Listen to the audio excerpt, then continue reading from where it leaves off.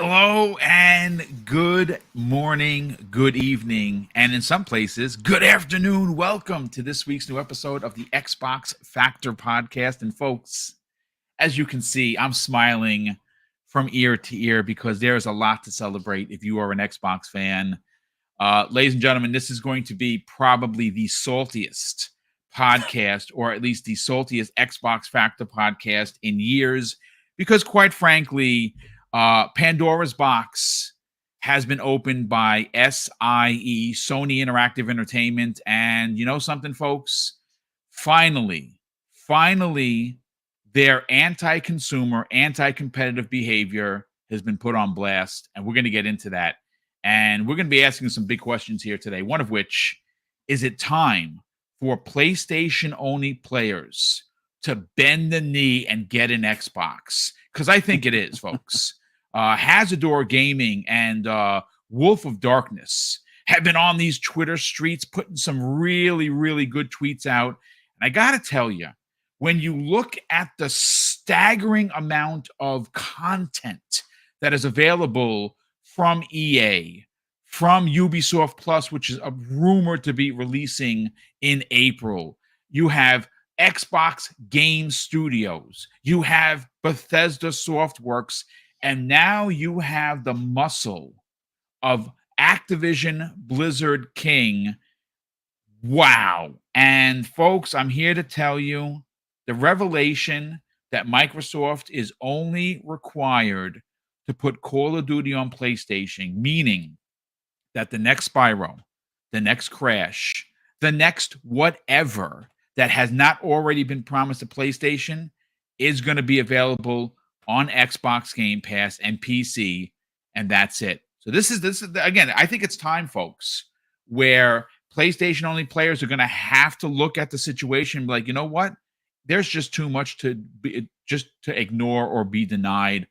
But let's get into the introductions. First of all, welcome back, Daniel McGee. How you feeling, brother? The mane is looking stout. How you feeling? Thank you. Took a shower last night, fell asleep with it wet, and woke up to a mess. So it's been. I'm glad you think it looks good right now. I love it. It's just a bunch of straw, but we'll figure it out.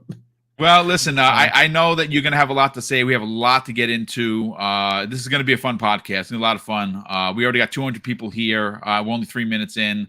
Retri, I'm sure if you're not already putting out the videos that you're putting things in your mind together. I cannot wait to see what you bring over to Game Pass _daily on your YouTube channel as well as your social media sections. Brother, how you feeling? Welcome back. I'm feeling good, Boom. I love the news that dropped today because it was like a complete 180 from what I was being told yesterday and the day before.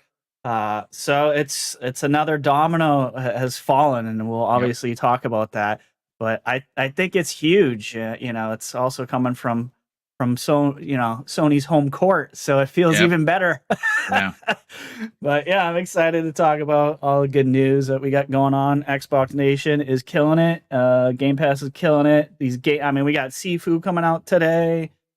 MLB The Show came out. Yeah, we're gonna open up with MLB The Show because I got something to say about that, folks. Yeah. And I don't have a King David fraud alert here. I gotta get one of those so I can just hold it up to the screen. Because if I hear one MFer say that I'm willing to spend $76.43 for the game when you can go download it for the price of $15 a month, you're getting the fraud alert. Speaking of, they want to support their devs, though. They want to support the devs. I know, that's right. You know who supported the devs more last year's edition? That would be Xbox gamers because they bought more than the PlayStation gamers. But you know what? That's just being a little salty and petty. And speaking of petty, Mr. I want it all and then some. Mr. Umbra, how you feeling, brother? I know you are currently, because you're off camera, running around in your skivvies, doing your victory lap, brother. How you feeling? Oh, yeah, I've been doing all type of freaky gyrations over here. You all don't want to see that. The thing is, I was at work when I saw this news break, and I was just, ever since then till now, I've been trolling people very lightly Very light trolling. Very lightly, Little- you know, nothing. Little crazy. sprinkle of troll here and Just a there. little A dash. little sprinkle. Yeah. Little It's been sprinkle. hilarious though, because you just to see them. I jumped in even in a space, and you hear some of this copium. Oh boy. It's over, y'all. Just accept reality. Japan, they got threatened with Description of copium. Yeah, Is what they need. Yeah. Absolutely. It's hilarious. And I was going to say, it's always a treat when gamers meet. So it's good to be here with you fellas today. We're going to have some fun talking about this today. Yeah. Well, listen, let's open up with, of course, MLB The Show, folks. It dropped today. It's getting stellar reviews, as you would expect. Again, as an Xbox Game Pass subscriber who's paid up until 2020 at the end of 2024, which is awesome.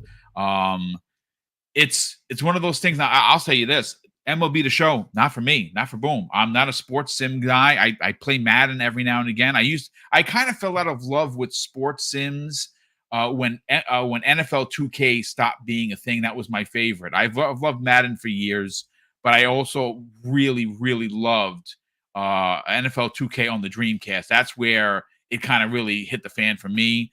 So I'm not a baseball sim dude, but I'm very excited for anyone that loves baseball that's going to get a chance to play. And it, again, with all of the bad news that Sony keeps tripping over, the last couple of I would say this is going back probably since like midweek of last week. Friday was a complete disaster, and you were part of Umbra. You were part of Breakfast with Boom, where the CMA no longer the ace in the hole for Sony. They have been completely removed from the conversation. It's only cloud, and we know cloud isn't going to be a problem because not just Call of Duty, but everything that Xbox has is going to be streamable to all of these cloud services because Microsoft doesn't care. You just have to buy the product.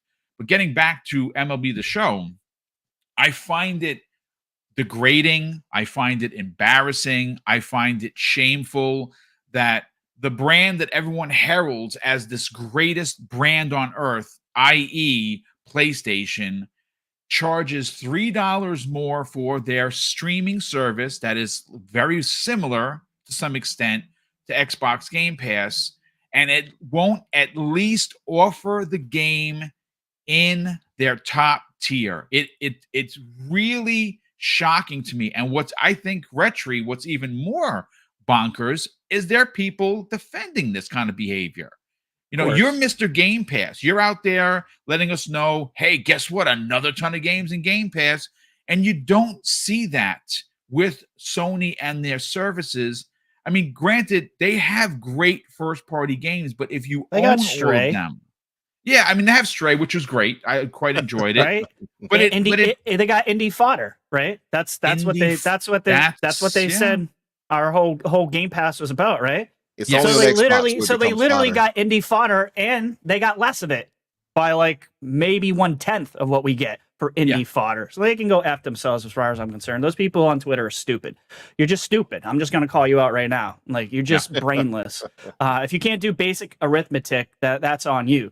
Like when I paid for Game Pass, which the deal still exists, converted gold into Game Pass. I actually pay $4.16 a month for the next 3 years. And you guys are paying $18 for Stray or anything else if you're lucky. I'm not saying anything against Stray. I've heard it's an awesome game. It is quite good. It is quite enjoyed I don't know what myself. you're smoking if you actually think that service is better than Game Pass. You're insane. You are insane for even going down that road. No, Sorry, I had to go off on a little tangent. No. I love the tangent because it's honest. So that's a question of the day. One side gets play the game with pushing one button, and the other side has to go to their local wherever, if it's PlayStation Network, if it's Best Buy, wherever, and you got to spend $76.43 if you're in New York for after tax. And Sony's okay with it. And what's worse is some of their players are okay with it. And I think that inherently is the problem. Well, they defend it because they're dumb, and they keep saying the same stupid thing over and over again. Is that we're supporting the devs, which is complete. If you know anything about this industry, that's absolute horseshit. It is. It's not. That's not true. That's not how it works, guys. They already got paid. They're not getting paid extra because you paid the $70 for MLB or any other first party games that come from PlayStation. We know that's not the case. There's no. Right. The only people getting bonuses are the heads. Your regular developer who's programming is not getting a bonus when they sell X amount of an X PlayStation game. That's not how it works. So it's online BS as usual. But I'm gonna be poking some bears today because I'm in one of Listen, those you know moods. what? It's you folks. Look, let me tell you something. I have all the consoles. You guys know that, right? I play Animal Crossing with the missus every day. Last night we were up till midnight. Probably not the greatest thing when you have to do a show the next day, but we're now running through for the 5th time Baldur's Gate Dark Alliance 2 on Extreme. And we will eventually get back to Diablo. We're going to give it the old college effort. And speaking of Diablo, we're going to get to that in a second. They just announced a new bundle. Now I don't know if this is a custom console and just haven't shown it yet. But there's something coming for Diablo, and that doesn't surprise me. But Umbra, you want to poke some bears. You want to sprinkle some fairy dust in the form of it's not tasty, it's salty. So let's go to you. MLB The Show, again, releasing on Xbox. The story goes, MLB The Show basically told PlayStation, if you do not put this on other consoles, we're going to pull the license. Sony's first party had no choice but to develop for Xbox. The last 2 years, it has sold better on Xbox than it has on PlayStation. That is, to me, the dagger in the side, because I know that there's they average around 2 million players on PlayStation. Yep. That's been the average for years. And every time it's come to Xbox, it's 2.5 plus million people that are buying the game, not just trying it. What are your thoughts on this? The fact that Sony, even though they have a tier that's $3 more than Xbox Game Pass Ultimate, still will not put their first-party baseball game in there.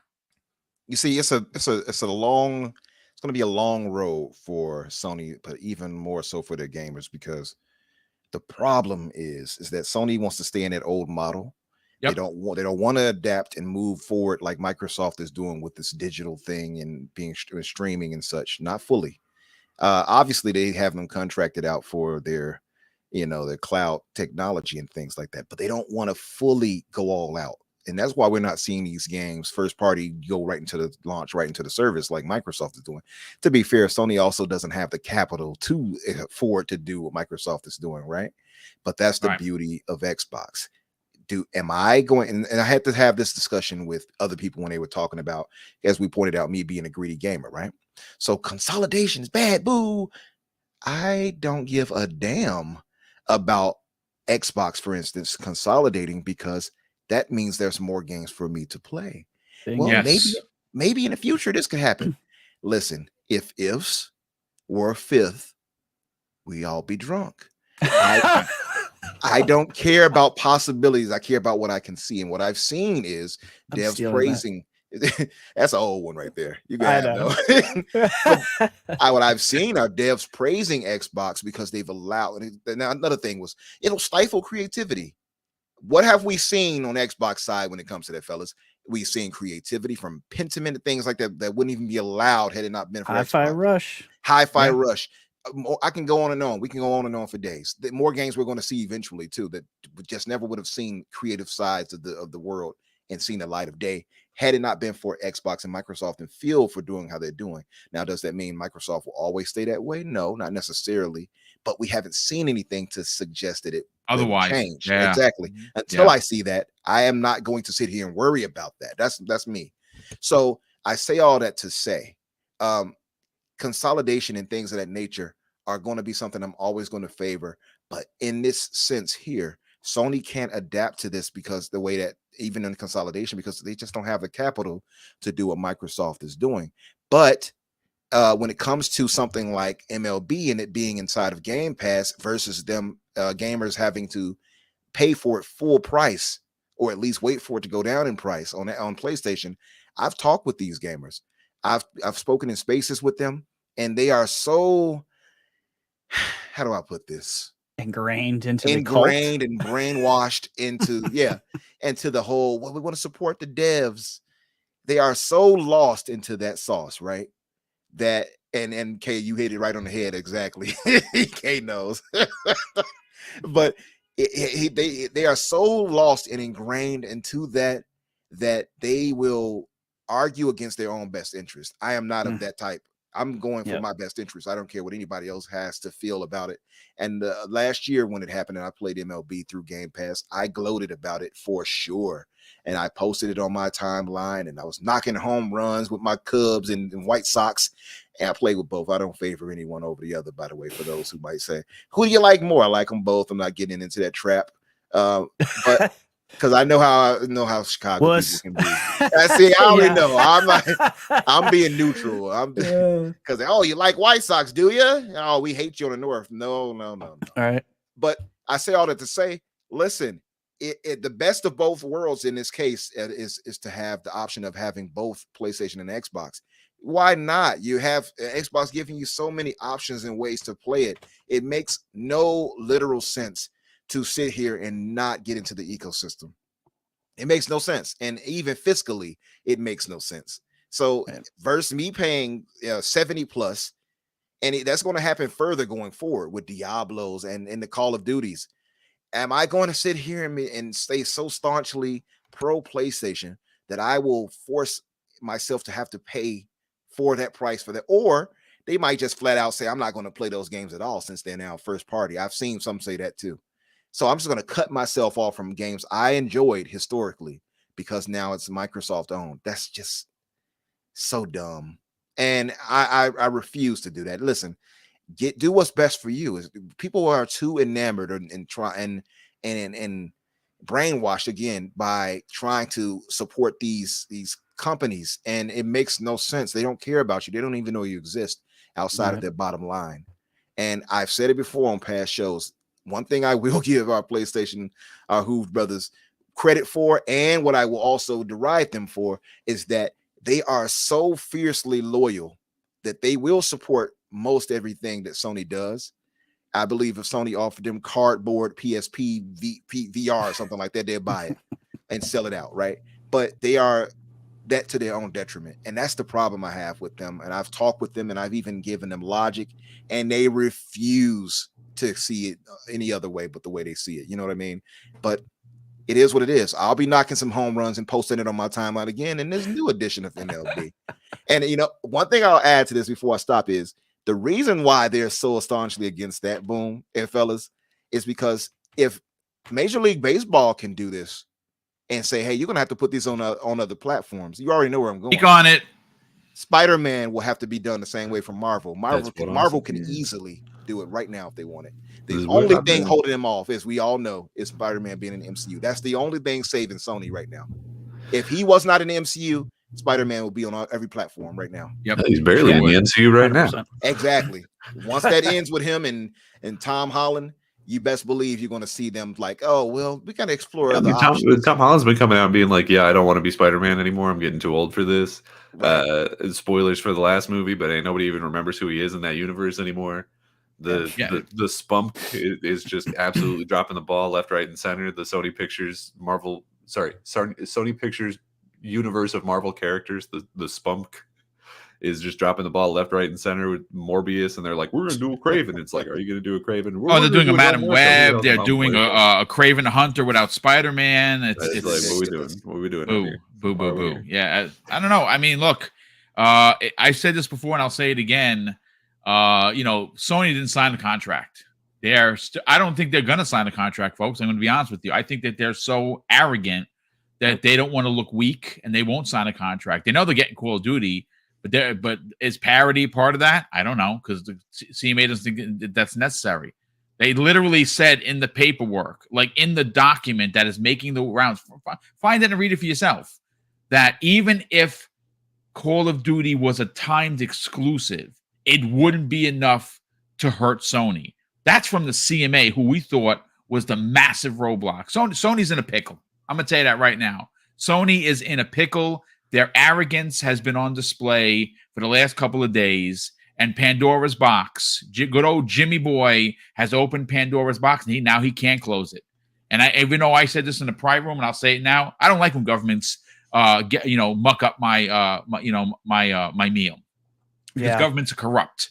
Governments are untrustworthy. It's a bad precedent that's been set thanks to Sony. Like, I bet you every dev, every publisher is probably pissed off beyond belief that Scorched Sony earth. did this, because it's going to affect everybody now. Yeah. Like everybody, where the video game industry was just kind of like doing its thing. I'm sure Nintendo's happy that the CMA was like, they don't exist. They base, high-end consoles. Nintendo's like, thank you. We'll just keep making our billions. You know what I mean? Like, now the spotlight is on everybody. And that's a problem for gaming, in my opinion. Overall, I don't 100%. I don't like it. Daniel, before I get to your brother and get your hot take on this, I want to thank Jose Rivera. Yesterday dropped a $10 super chat, and I, in my old man eyes, missed it. He says, love your work, Boom. And man, oh man, is the games media coverage lately just riddled with narrative bias. Be well. And of course, let me just bring up to date. We have a few super chats that popped in here. Let me just reload those on YouTube so I make sure I don't miss anything. We have here... Okay, the first one of the day comes the way of a very good friend of the program. Drawn TJ drops a $5 super chat and says, I hope Microsoft buys all of WB and EA and then the small studios that they're working with before they're done.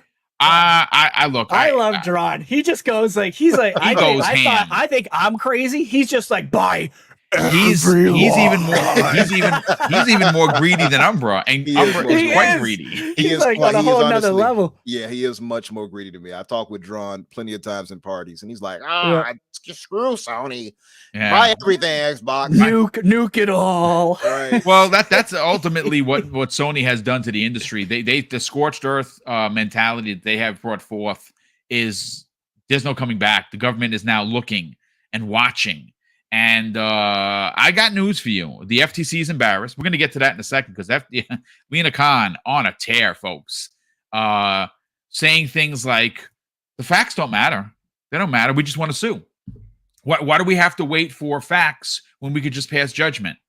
I don't know. That kind of died off in the 1300s with kings and queens. Man. Dictatorships. They don't work, folks. They don't work. Speaking of that, it's gonna be a little off cuff, right? But that right there is something I spoke on recently. I've tweeted about it. This whole rushing to judgment thing that people are doing on social media, it's toxic as hell, isn't it? It is. It is gross. Yeah. Gotta wait and see what the heck happens, right? Yeah. We've already seen it's happened like twice in the last week where we saw people that got scorched.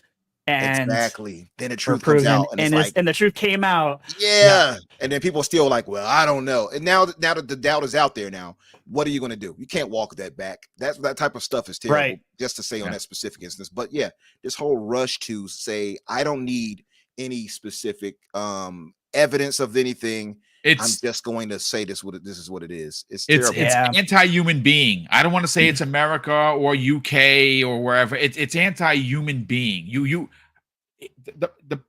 Look. Let me read the super chat because I'm gonna go on a freaking tear here, and we still got to get Daniel's part on this.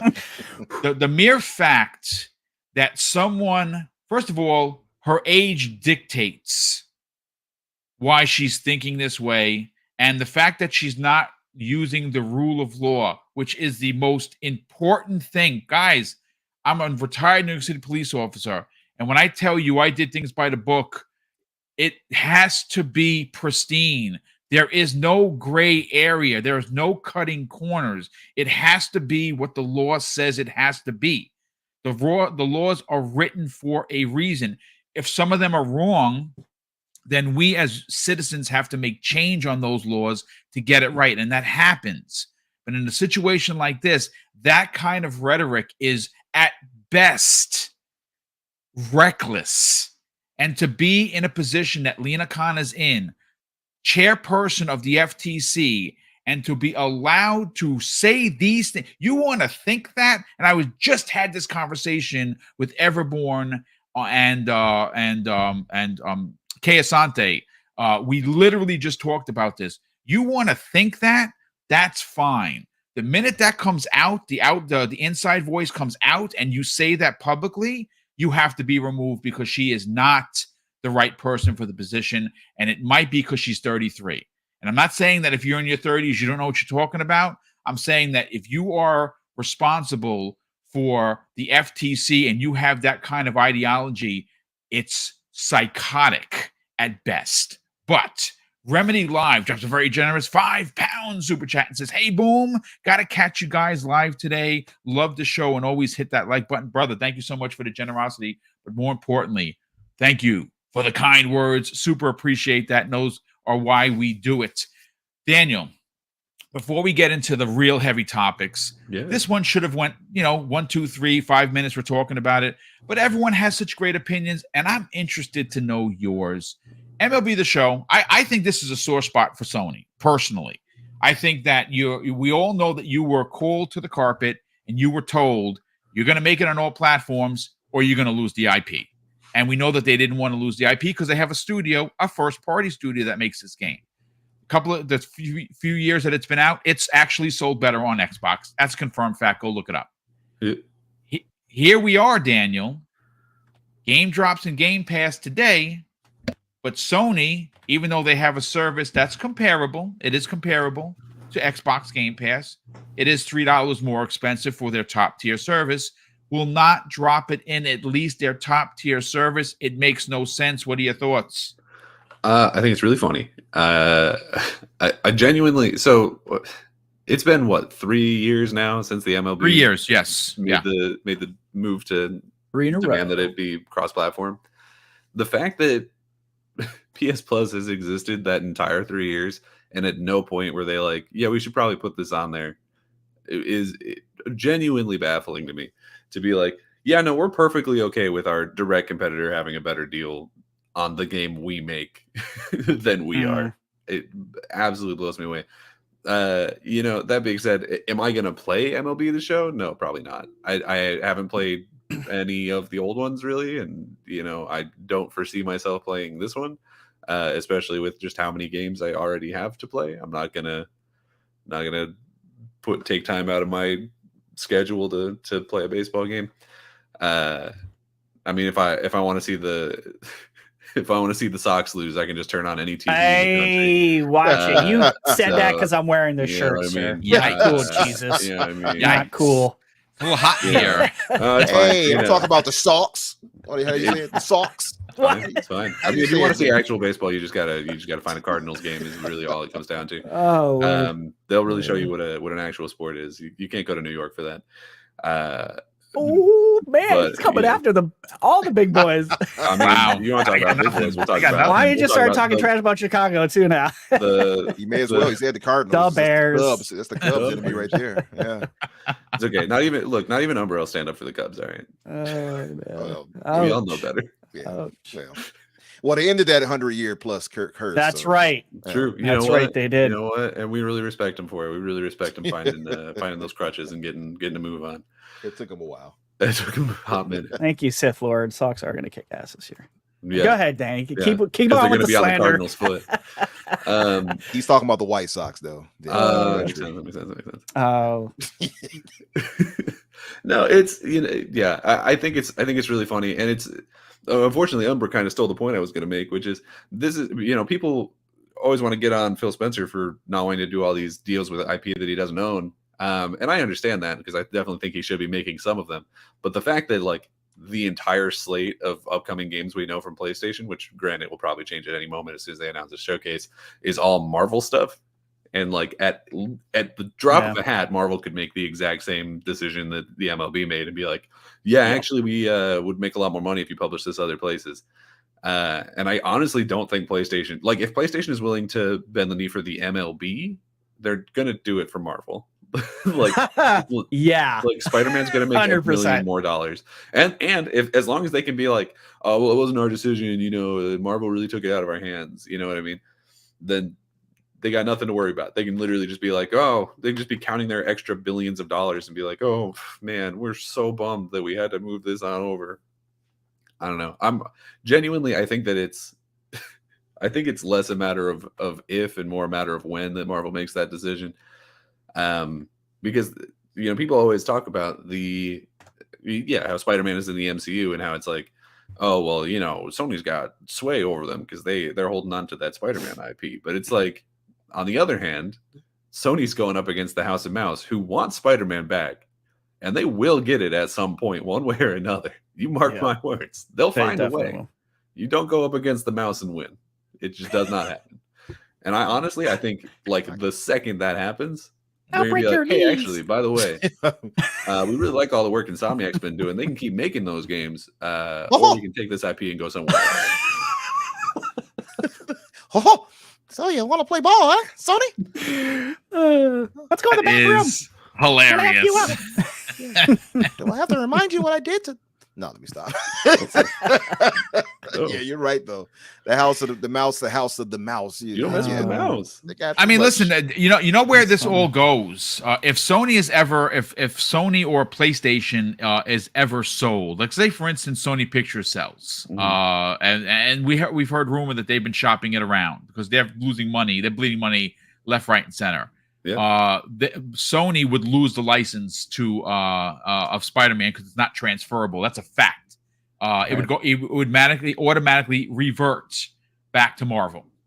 So if anyone buys, let's say for instance, Apple or Amazon or Google for that matter, buys Sony, buys all of Sony, they would lose the license and would go. Spider-Man would return back to Marvel, which of course is owned by Disney, and then obviously whatever Spider-Man would come out would be on every platform where they could put a Spider-Man. Because if you didn't know, Spider-Man is not second to somebody, like literally the number one most recognized superhero on the entire planet. Facts. He said it was the most in merchandising and everything. Everything from underoos all the way to cups to ice cube makers, you name it, they have it. Spider-Man does it all. Yep, he brings it's like him, Superman, and Batman. Or like you can show this to somebody. J-Rock in the chat. J-Rock making his presence known on social media as he normally does. J-Rock, love what you do, brother. You keep doing you, and thanks so much for popping in here. What up, J-Rock? His salt, keep the slander. His salt is next level. I was just about to say, if you want to talk about pink salt, it's not even white salt. It's the pink stuff, the real expensive one. That's what he flings. Yeah. It's the pink stuff. It's the expensive salt. Listen, let's transition, folks, into what was the breaking news that happened yesterday that led to the more breaking news this morning. Okay, now. In a story that I originally saw posted, I got to give credit where credit is due. Axios.com, Stephen Tortillo, who obviously is the owner of Axios Gaming, he put out this explosatory article that is titled 11 Members of Congress Argue that Sony is unfairly hurting Xbox in Japan. Now, folks, we all know this because we're in the business, right? Sony, and it was mentioned by the Republicans party, or at least part of them, that it's known now that Sony has a 98% to 2% advantage over Xbox. They have for decades. And I'm going to read from the article verbatim from what from what Stephen had put out there. I want to, of course, give Axios.com credit for the article that I'm using. And this is what he said. What they're saying. Today, we write to bring to your attention the imbalanced Japanese video game market, which we are concerned may be a result of discriminatory trade practice that could violate the spirit of the U.S./Japan Digital Trade Agreement, states one of the letters signed by 4 Republicans from the House, including Carol Miller, who is a Republican in West Virginia, and Mike Carey, who is a Republican in Ohio. It goes on to say this, folks. The Republican letter alleges that Sony's PlayStation has a 98% of the high-end gaming console market in Japan, signs deals designed to keep hit Japanese games from Microsoft's Xbox, and says such moves may violate Japan's antitrust laws.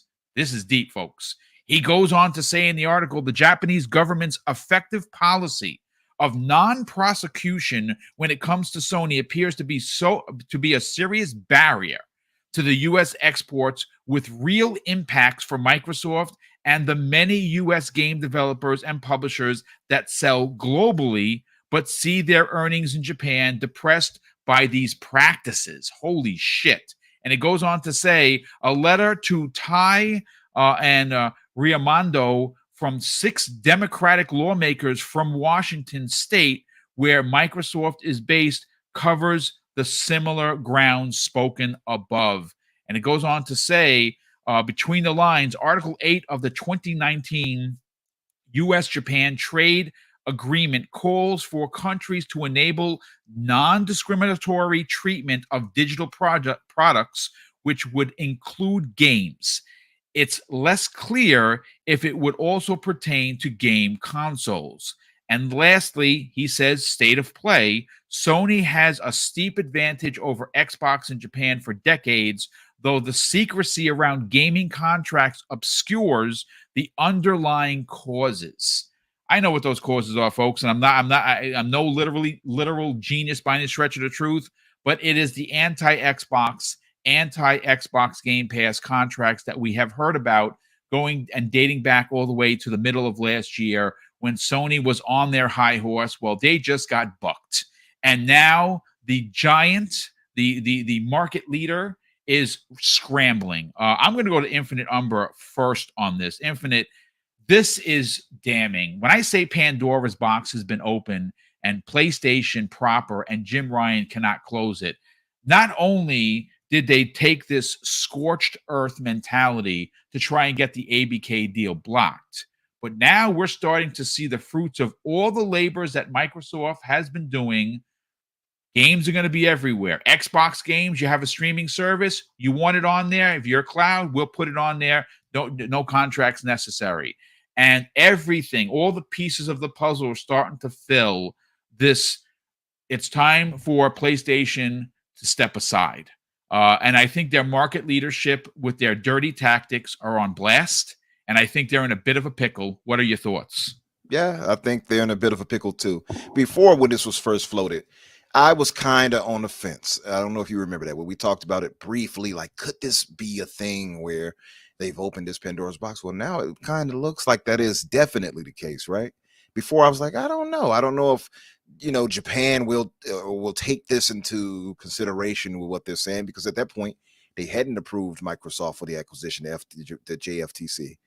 And then we see this news here with, congressmen talking about, we need to talk to you, Biden administration, about the JFTC not, allowing Sony rather to just have this unchecked monopoly going with their high-end consoles. Because see, the thing that's beautiful about this is high-end being the they're high. Exactly, they're high. I love it. That it's specifically high-end. Yeah, yes, it's beautiful because Microsoft is playing a game of chess once again, where they're using Sony and the FTC's own,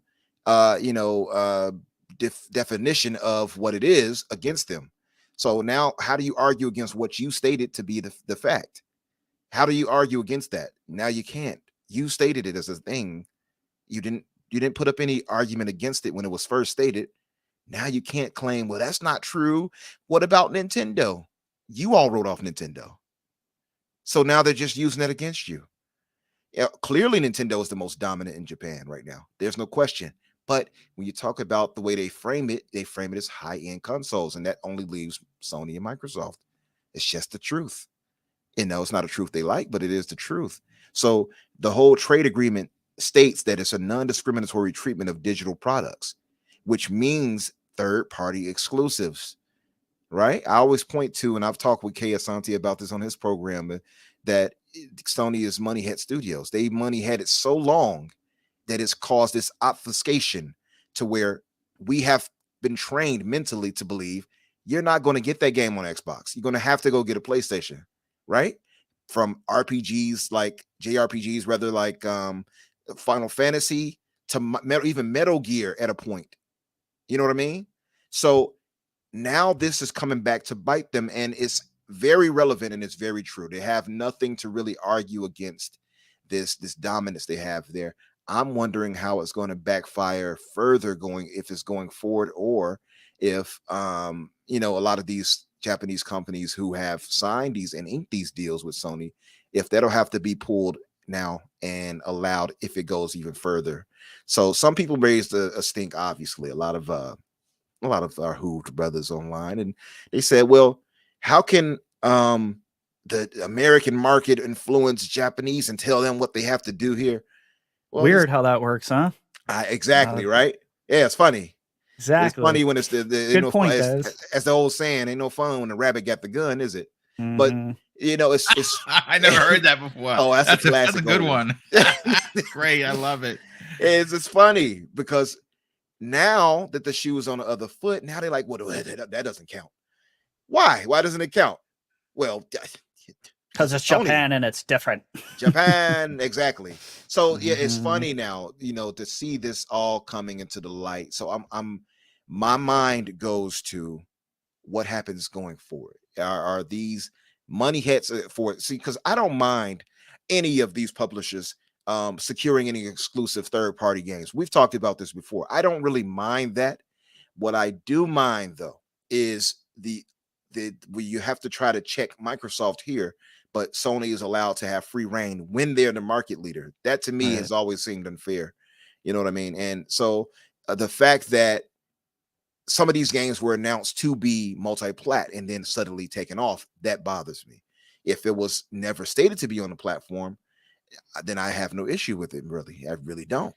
Well, you know what? To what you're saying is there is a massive two-way street here. You obviously, we talked about it last week. The rhetoric on how dare Phil Spencer pull Redfall from PlayStation. Well, folks, here's the thing: it was never announced for PlayStation. That's exactly. And again, do you see what I'm going at over here? Like it was in development because they were a publisher on their own. They weren't owned by Microsoft. Microsoft came in and said, well, we just spent $8 billion. So yeah, no, it's not going to PlayStation. And why would it go? So again, it's what Final Fantasy VII, sorry not to be the jerk in the room. You see me bring it up all the time. It's sitting right here. It says a 1-year exclusive. And you know what Sony did? They kept extending and kept extending and kept extending. And now we know Silent Hill 2 remake PlayStation only. And I have no problem I'm glad you mentioned that. I was actually going to talk about I will buy that on PlayStation because I am a Silent Hill 2 stan. It's the best in the series. But what's the problem? We're going to get into they got Couture too. Yeah. Perfect example. That's huge. That was a huge. Did you say Couture? Couture. I don't know. I'm tired. Man, that's a nice game. What's that? Couture? That's Juicy Couture going on? Juicy Couture. That's how we say it in the South. Juicy Couture. I love it. Continue your point, Umbra, because I just wanted to bring that in for context. It's okay for Sony to do it. Again, it's really harkens back, and this is where the industry has to change, and I mean the gaming industry. It has to change because the ideology of PlayStation untouchable, the Teflon Don and good, and Microsoft, poor Microsoft, welfare Microsoft, welfare pass has been told by some people, which is the most insulting thing I think I've ever seen. And if you're talking that rhetoric, you're getting blocked. I see that you're getting blocked. I'm sorry, that's just disgusting. It's the media is responsible for this as well. They play a part. They play a part for sure. I mean, look at the Take Kims. I've seen a bunch of his idiotic tweets earlier. Actually, he has me blocked, so I couldn't see them myself. But people post. I'm surprised he hasn't blocked me yet. But you know what? When he does, it's gonna be a badge of honor, just like that Jason Schreier coward. Yeah, you say anything to him directly, I guarantee he'll block. And not even in an insulting way. Just you're making a point. You're using strong words. You're not cursing. You're not being a troll. And they block you because they're cowards. That's just what cowards do. Sorry. Yeah. Take him in particular is a coward. That much I can say. 100%. I've had him in a space one time, and he ran out when people questioned him. He was like, "I'm out of here," But my thing is, and for Schreier, I'll give him enough that he'll at least combat you. The Take Him guy would just block and run away. Like, nope. Yeah.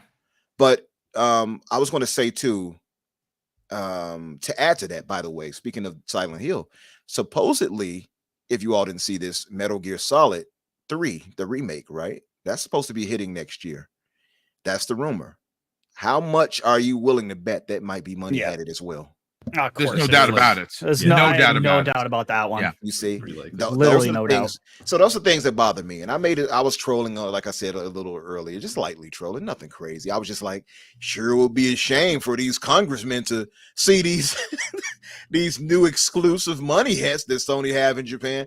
And somebody was on there. Well, what about Microsoft with Bethesda? I was like, what? That's not even the same thing. two different animals. They own the property, and the other one is just money hatting. It's a big difference. Yes. And then he said, "Well, Microsoft's money had it. What about Scorn?" I'm like, "You all don't." That for one, that's a AA game. You all made fun of that game. Yeah, they sure did.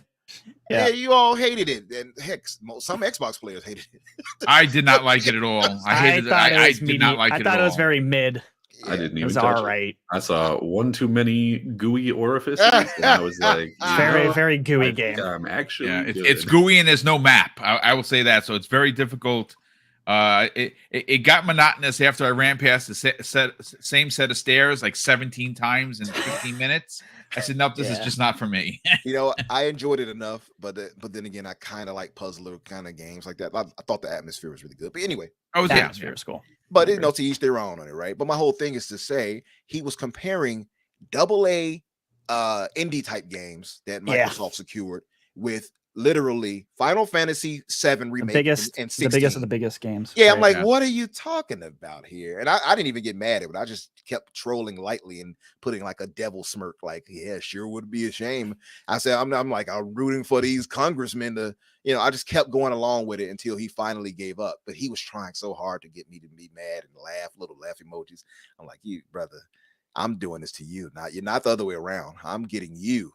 So I say all that to say the thing I have an issue with is Sony's dominance in the market, and they can still just buy these games off and have them walled off from us on Xbox side of things.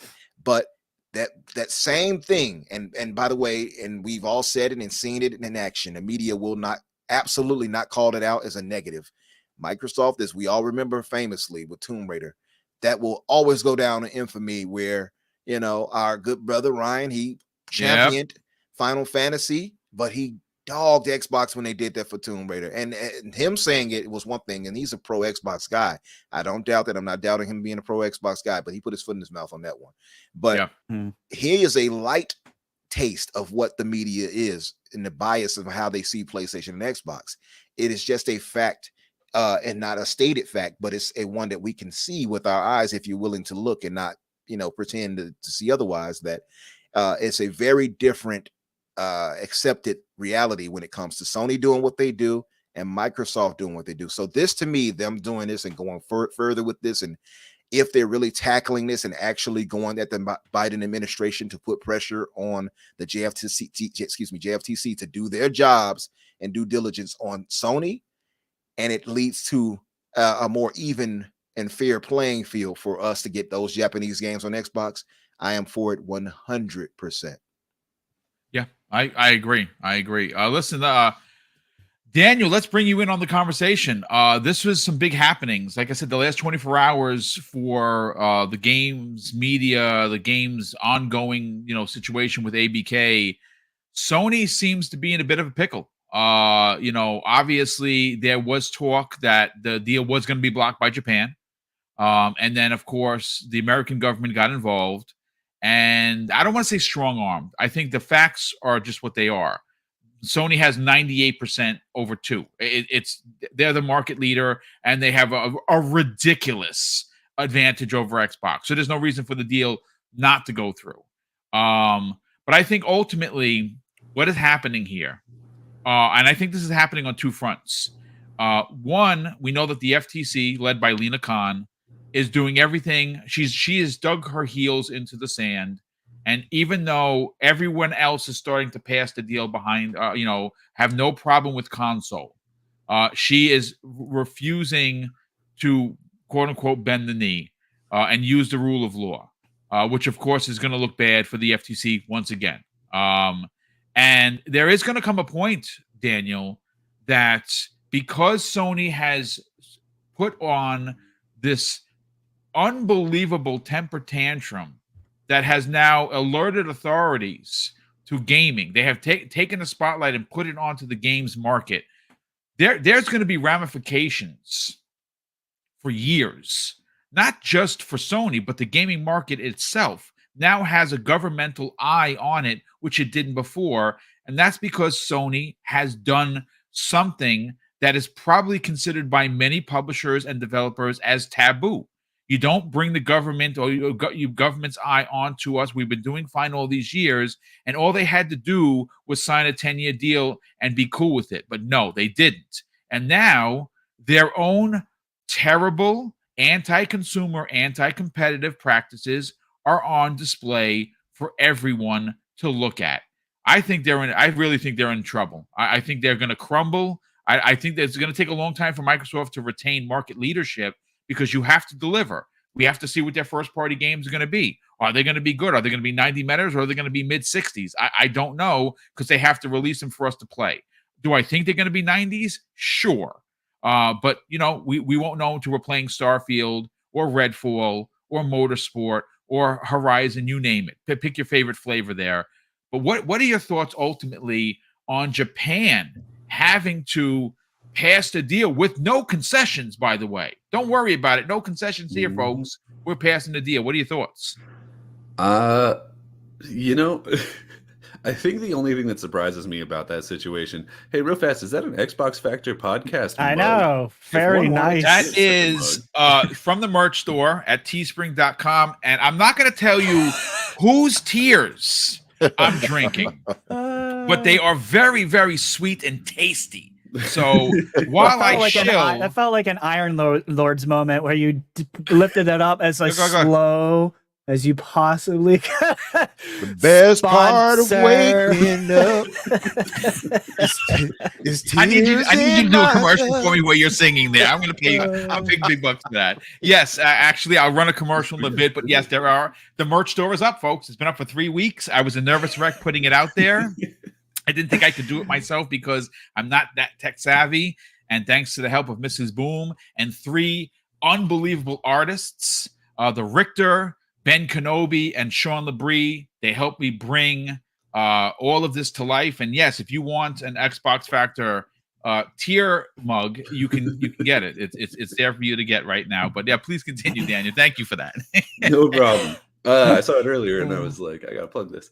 I think the only thing that really surprises me about Japan passing the deal is how long it took. Yeah. Because most of these other places that are still holding off on it, at least the bigger ones, are already into like their second stage or whatever of really digging into this deal and like calling for all this paperwork and Xbox subpoenaing PlayStation and like all this stuff that we've been hearing. And then Japan's just like woke up today and was like, yeah, no, that's fine. That's like, so weird. And as someone who sort of like, pays attention to Japanese culture and what it's like, I mean, it shouldn't be that surprising, specifically in the business sense. Over in Japan, they really like their paperwork and they really take a long time to do pretty much anything as far as that's concerned. There's a lot of double checking and triple checking and all that stuff. So I guess it shouldn't be surprising that it took that long. But especially when you consider that this was one of the ones that people were really throwing sort of in Xbox's face and being like, it'll never pass in Japan. Japan hates Xbox. They'll never pass. And like, here it is.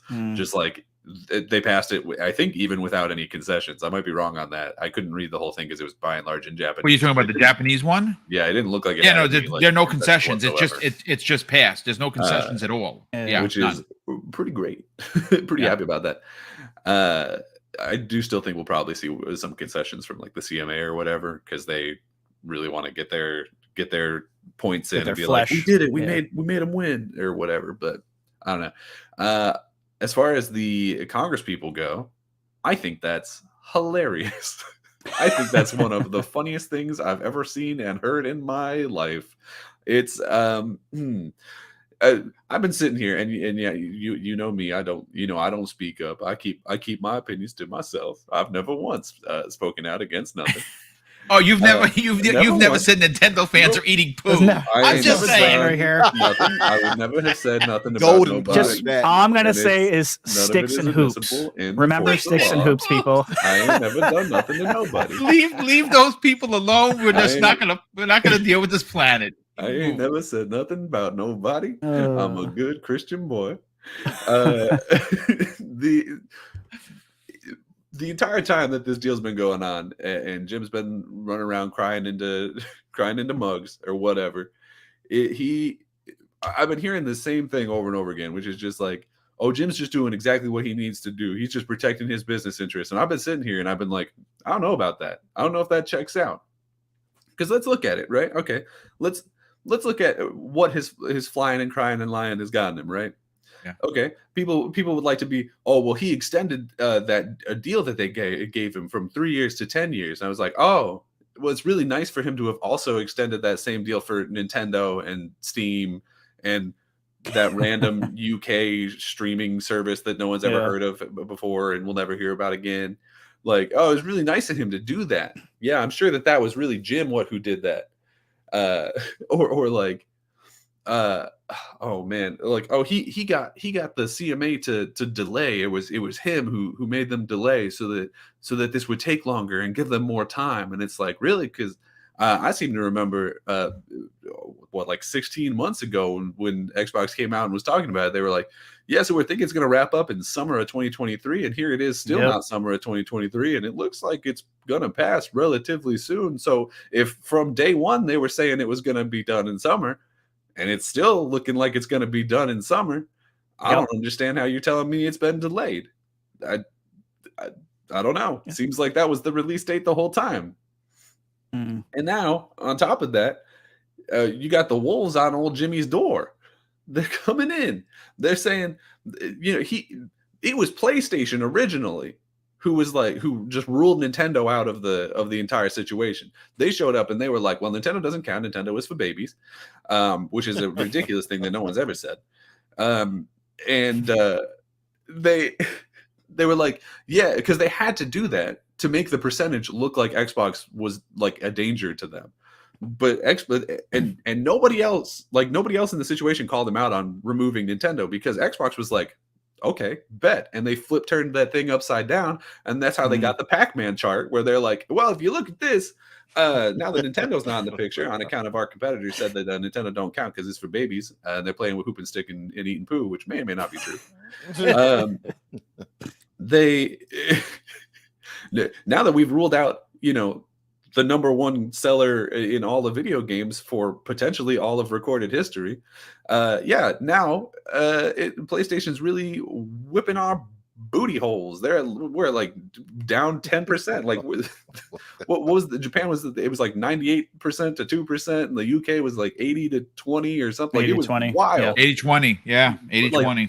Real rough numbers. And it was PlayStation who put that target on their back. They dressed up like Freddy, like Jason Voorhees, cut up a teenager, and then they were like, hey, hell police, can you come check out Xbox? Because I think they're trying to buy a Call of Duty. And from killer to Karen. I'm not surprised that it took Congress as long as it did to look at it. Because we know that the American law system is not exactly the one-to-one, not exactly uptight and keeping it good. But the fact that even these congressmen who we've been seeing recently, apparently some of them don't know how the internet works. And they're going, these older gentlemen being like, yeah, so the internet is a series of tubes. It's like, okay. Yeah, we know that. Hey, we know that's true. By the way, we know that's true. You all saw that TikTok situation. Well, can you guys connect through Wi-Fi? Oh, yes, I know you all saw that. Yeah, that was really funny. And so these people who don't know how the internet works are popping up, and they're being like, well, now I might not know how electricity works on account of when I was a kid, my parents invented fire. But when I see a Pac-Man graph that says 98 on this Japanese company and 2 on the American company, well, you see, that's got me a little bit concerned. And when they then go and investigate the numbers and they see, that's crazy, PlayStation's got a lot of exclusive games coming out this year. What's even crazier is that only one of them is from their first-party studios. What's the situation there? How'd they get all these? Where'd that Final Fantasy 16 come from? Oh, they bought that? Where'd that Stellar Blade come from? Oh, that was announced for Xbox originally, and now it's just not coming out. Cut. Yeah. I mean, granted, Stellar Blade doesn't look pretty good at all, and I think people are just interested in it on account of the main characters. But everyone's got to have their attachment reasons for things. It's what it is. You just keep looking into PlayStation's history, and it's like, what's what's going on with that KOTOR? I mean, sure, KOTOR is probably dead at this point, but like, what happened with that KOTOR? What's going on with Final Fantasy? How come every Square Enix game, except the bad ones, have been completely missing Xbox? How come the vast majority of Japanese games have just been completely missing Xbox for years and years and years? And they've had to bend over backwards and make all these crazy deals to get Yakuza and Persona to finally show up. And now, you know, there's all these rumors that like, oh, hey, maybe they'll finally get SMT. And it's like, SMT has existed since the damn PS1.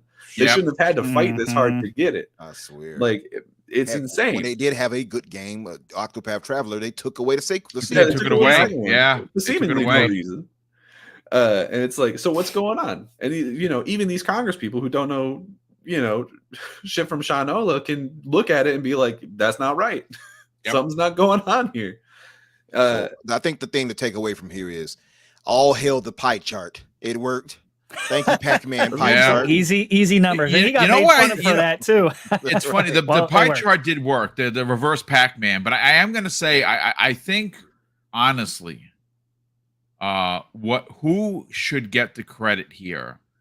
For he really buried. Well, Jim Ryan, you know, Jim Ryan sabotaged himself. But I ultimately, I do really think Lulu Chang putting out there that Jim Ryan actually said, because I said it. People came to me and said Jim Ryan's saying this. I'm like, I don't believe you. That's crazy. Until Lulu puts it out there and says, no, this is confirmed. I don't want a new Call of Duty deal. I just want to block your merger.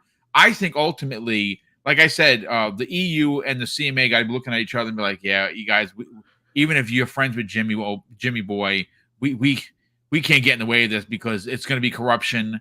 And this, you can't say things. You have to think what you want to think, but the minute the inside voice becomes the outside voice, it's a problem. And look, so true. Ultimately, Jim's got an inside voice. He probably doesn't. Yeah, you're right. Well, he's rich and he's afforded a lot of things that we'll never see in our lifetime. So, speaking for himself, you know, unfortunately, those people that have these kind of monies feel like they have no equals. And when you feel like you have no equal, you feel like you can say what you want. And that was a perfect example of just, you know, foot and mouth disease. Complex. Yeah, absolutely. And I just got one more thing to add to this. Yeah, talk about the it. fact Let's that they're go. specifically focusing in on the Japanese market, and they're saying, hey, we need to do some things to let Xbox get a little bit more of a leg up in Japan. And apparently they're reaching out to the Japanese like trade commission to try and get them to help alleviate it. I don't know that that's going to go anywhere, but if anything, what it's going to do is remove some barriers to if they say wanted to maybe buy a Capcom or a Sega or something. Now, I don't think that's going to be their next move. I think probably after this ABK thing is done, I think Phil Spencer's going to take a break, go to He Maui needs a break. He needs years. a vacation. Maybe they'll make a couple of smaller acquisitions, buy up in a Sobo, hopefully, or something, you know, like that. Something where they don't have to run through the entire gambit of fighting every single trade commission under God Green's earth. But, you know, it's PlayStation has inadvertently, well, not even PlayStation, specifically Jim Ryan, has inadvertently made it so that not only is this deal almost guaranteed to go through, which is, I think, what we've all been saying the whole time. I know every single time like Phil Spencer sneezed or Jim Ryan scratched his butt, we've been seeing on Twitter and our DMs and our group chats, there's always a couple of people who are like, oh, it's done, it's dead, it's dusted, it's dead. It's a wrap, right? Every single time. And we just sat there and we all just sat here. We were like, yeah, don't worry. I'll see you next summer. I'll see you. Don't worry. Yeah. We'll see where Call of Duty goes. We'll see. Right. And now PlayStation has put the nail in their own damn coffin to the point where the things we're hearing about is like these commissions may as well be saying like, well, you guys can buy this and still only be at like 20%. So I don't know what you buying next. Like genuinely, I think that this fight going on this long and being this complicated has only shined light on how dominant PlayStation is and how and I think it's going to make future acquisitions for Xbox all that more easy. Yeah. It's their own damn fault. It's possible. I mean, the thing I would ask you guys is how relevant do you think it is with the, like you brought up point earlier, Boom, with the congressmen, the 11 congressmen, and probably growing, looking into this and pushing it and pressing the Biden administration, and then like a day later, JFTC comes right to the table and, oh, we have no issues here. Yeah. How relevant do you think that was? Do you think those are connected, guys? Those events? Yes, I do. And I think absolutely that do. I know agree. Daniel doesn't, but I actually think do. it's just a coincidence, but I think it's a really funny coincidence. I will say this. I think it's a hell of a coincidence if it is. There again, I said it in the beginning, folks. The fact that both parties. Oh, sorry, the wheels rattled, Jimmy Dore. They're ridiculous. And they could barely agree to what's for lunch, let alone laws, right? They're just constantly fighting. The mere fact that you had both parties get in on this, I'm going to tell you this. Whatever happens with Japan is going to happen with Japan. But I'm going to tell you where it's really going to hit home, and that is the Lena Khan-led FTC. That is where you're going to see in the next couple of days where the shit is going to hit the fan, because they lack confidence in her leadership because of how many cases she has lost, and this one has no merit. As a matter of fact, again, we learned last week that the gamers lawsuit that was 1,000% based on the FTC's finding was laughed out of court. So what do you think the administrative judge is going to say for the FTC? First of all, he's pissed that he's going to get embarrassed. And this is not even it's not going to make federal. It's just not going to even get to August. They're going to have to say, we're going to step aside and let this deal pass, because Microsoft has already told them, if we get a clearance from the EU and the CMA, we're closing. And if they close, they have to get an injunction. I don't know what judge is going to agree for this injunction when everyone in the world is passing this deal but the FTC. It does not look good for U.S. government. I'm sorry. It's embarrassing. FTC doesn't want this to go outside of their jurisdiction for a court anyway, but we all know. No, they do not. They don't want to go to federal court, because if they do, they're going to be laughed out of court. But listen, we got almost 800 people here. Shout out to you in the chat. Says, we only have 236 likes. Are you guys not entertained? Like, you guys are not having fun with this? Are you not entertained? Right. Yeah, hit the like button. Now we have to start beating each other up. Yeah, hopefully not. I don't want to get kicked down a hole. I think that's going to be Jim Ryan. I don't want to be a part of that. No, stop. Let me catch up on the super chats, and then of course I'll run the quick commercial so you too can get yourself a tasty tear mug, which I'm going to drink live on the air for you. Very good, very tasty. That was satisfying. Good. It sounded like. Yeah, it was good. It's cold. It's cold, and the tears are sweet. Corky McCork drops a very generous £5 super chat. I like that name. It says, "Can we talk about Call of Duty ODST? This is great. Hire this man to write the game." He says, with Captain Price's great-great-grandson as an ODST combine in Call of Duty and the Halo universe. I'm getting goosebumps, folks. I say hire this man to write the next ODST, because I love that idea. I think combining the universes is just brilliant. If Xbox really wants to just immediately crush everything, and they shouldn't announce it immediately, they should wait until it's like pretty much done. Yeah. But if they want to have everyone be like, no, this was the right choice. It was good that they bought Activision Blizzard. The only thing they got to do is put the coalition in charge of a StarCraft Ghost game. That's all you got to do. Oh man, yes, game over. Holy moly, that's all you got to do. Hey Phil, if you're watching this, put the check in the mail. I'm telling you right now. Yeah, the coalition, let them do StarCraft Ghost, which, by the way, I still have magazines with that on the cover. I remember that. It's the most famous canceled game of all time. If they can bring it back, it's like It's another one I would throw out there. And I was speaking to Lemon earlier, and I said, because he was saying, man, I wish World of Warcraft was on a console. And I said, I think they can eventually get it there. But what would be smart is, why not just have Blizzard? I mean, it's not Blizzard, but have that license for that game given to the people who made Diablo. Give it a different type of spin where it's not such a, the way it was, but more in the vein of Diablo for a while. Spin-off type of game. You're cool. Just giving Jez Corden a heart attack. He's on the floor. He's shaking right now. Jez, I love you, brother. Don't have a heart attack. I got one better for you. I got one better than both of your ideas. I got one that trumps all of your ideas. Well, we're gonna make all 800 people ideas. How about going back to the OG who started it all and giving the Pitfall IP to the makers of Hellblade? Let Ninja Blade remake Pitfall Harry in the level of a Tomb Raider or an Uncharted. That's what I'm talking about. Let's go back all the way to the OG because I'm an old man. So I remember playing Pitfall. I remember going to Play World to buy that with my pops, who tried to play it and he was not having it, but I played it. So there you go. I would co-sign it only if they have some type of jingle where it's like, of course they're gonna have that. Yeah, every time you kill somebody, the ring, or you kill a snake, and then pops out or whatever. Listen, Brett Brigham drops a very generous $5 of chat. So let's have Infinity Ward or Treyarch make another Halo ODST game. Not a direct sequel, though. I have read the books. I'm right there with you. I am sure one of the Call of Duty devs is going to do something Halo. I know it. I feel it in my bones. Highlander 001 drops a very generous $5 super chat and says, let me get this straight. Microsoft 8, Sony 0 in baseball, and you're out after strike 3. Sony's done. Go Red Sox. Oh my goodness. Nice.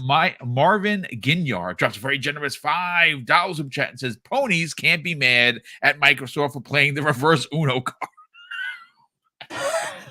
I love it. That's good stuff. That's such salt. Highlander 001 drops an additional $5 super chat and says this: Stevie Wonder drives better than you, Boom. Yes, I know he does. He definitely. That is the worst driving you've ever seen. I'm sorry. What can I say? Do you see Sony? Oh my goodness, I love it. The voice is it's just tantalizing. I love it. You got to do a single, brother. There's no doubt about it.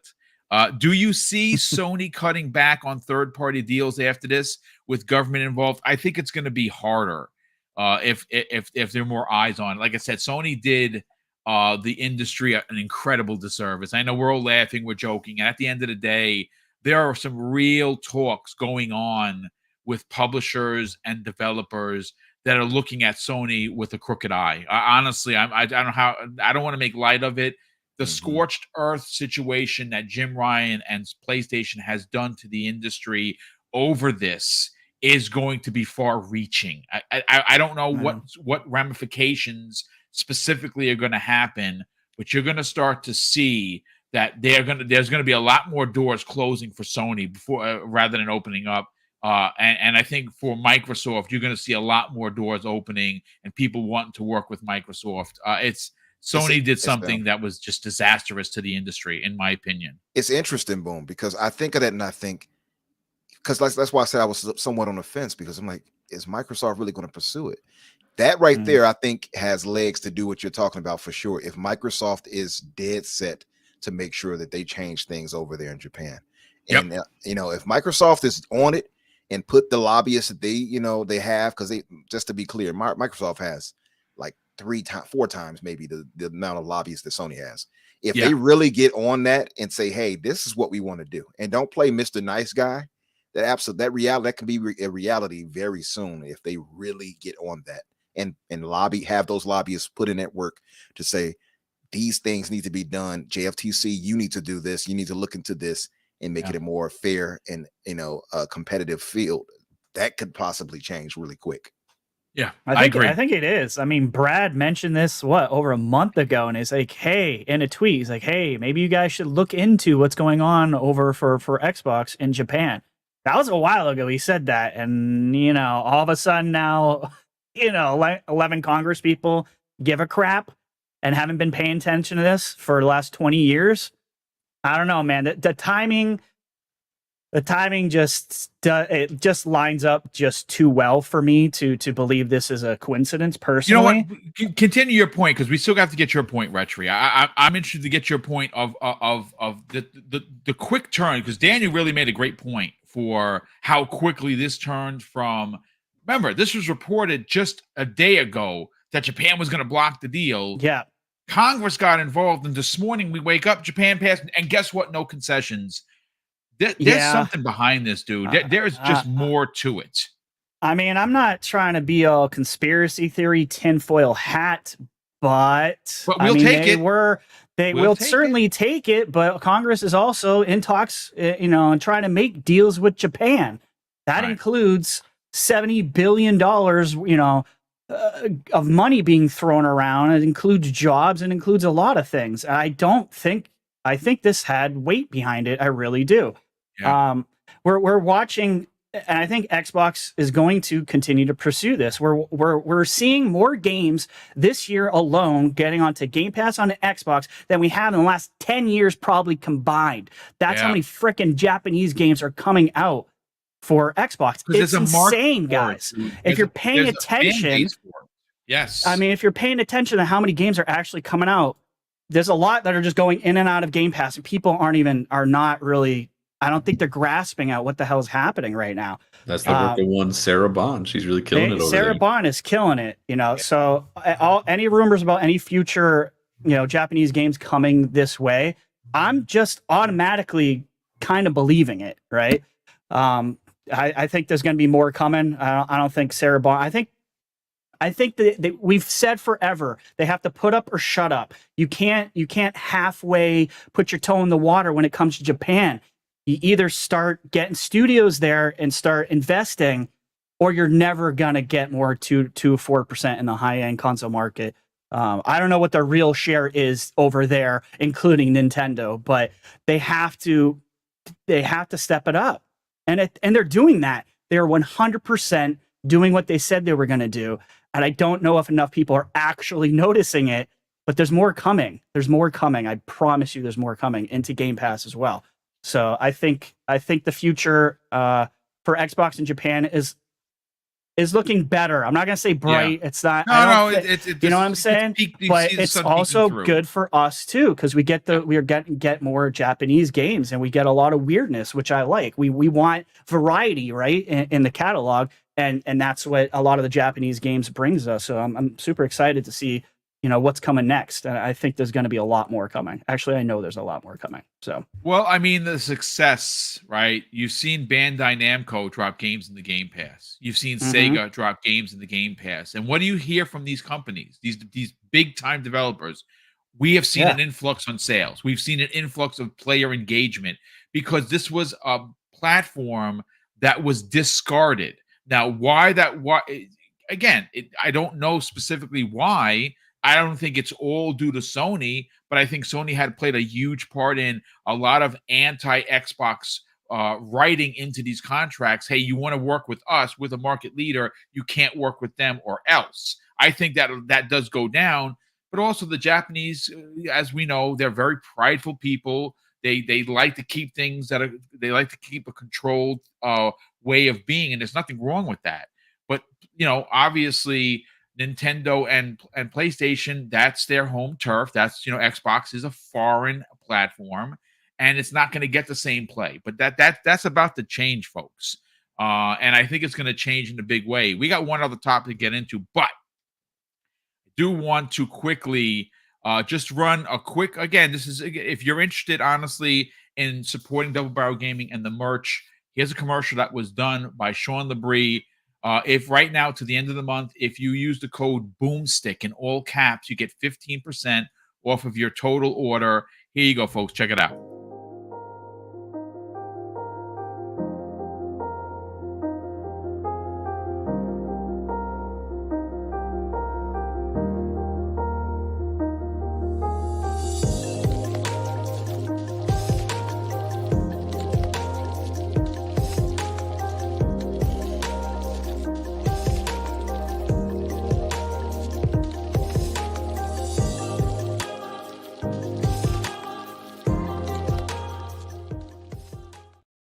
There you go, folks. I'm going to drop the link into the chat. So you guys and gals, if you're interested in potentially, picking up some merchandise, you can do that right here. You go to you can go to the website, Teespring /Double Barrel Gaming. You can go to my Twitter account. It's pinned on top.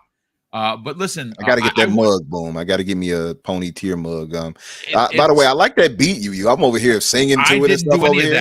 Dude, that is all Sean Labrie's work. That's the first take. He said, "Listen, I got a beat mellow, in mind." Cool. I'm over here. Yeah, that's all Sean Labrie. I'm over here singing, making up lyrics and stuff. You boom, your Xbox Factor 2. I'm over here. I love it. I love like it, brother. that, man. That's dope. I'm definitely gonna get a mug from you. we have one last big topic to get into that's going to close out the show. So get ready, folks. This is a big one. Now, for years, we have heard more times than not. And folks, if you drop the super chat, I promise we're not going to forget you. I'm going to read them all.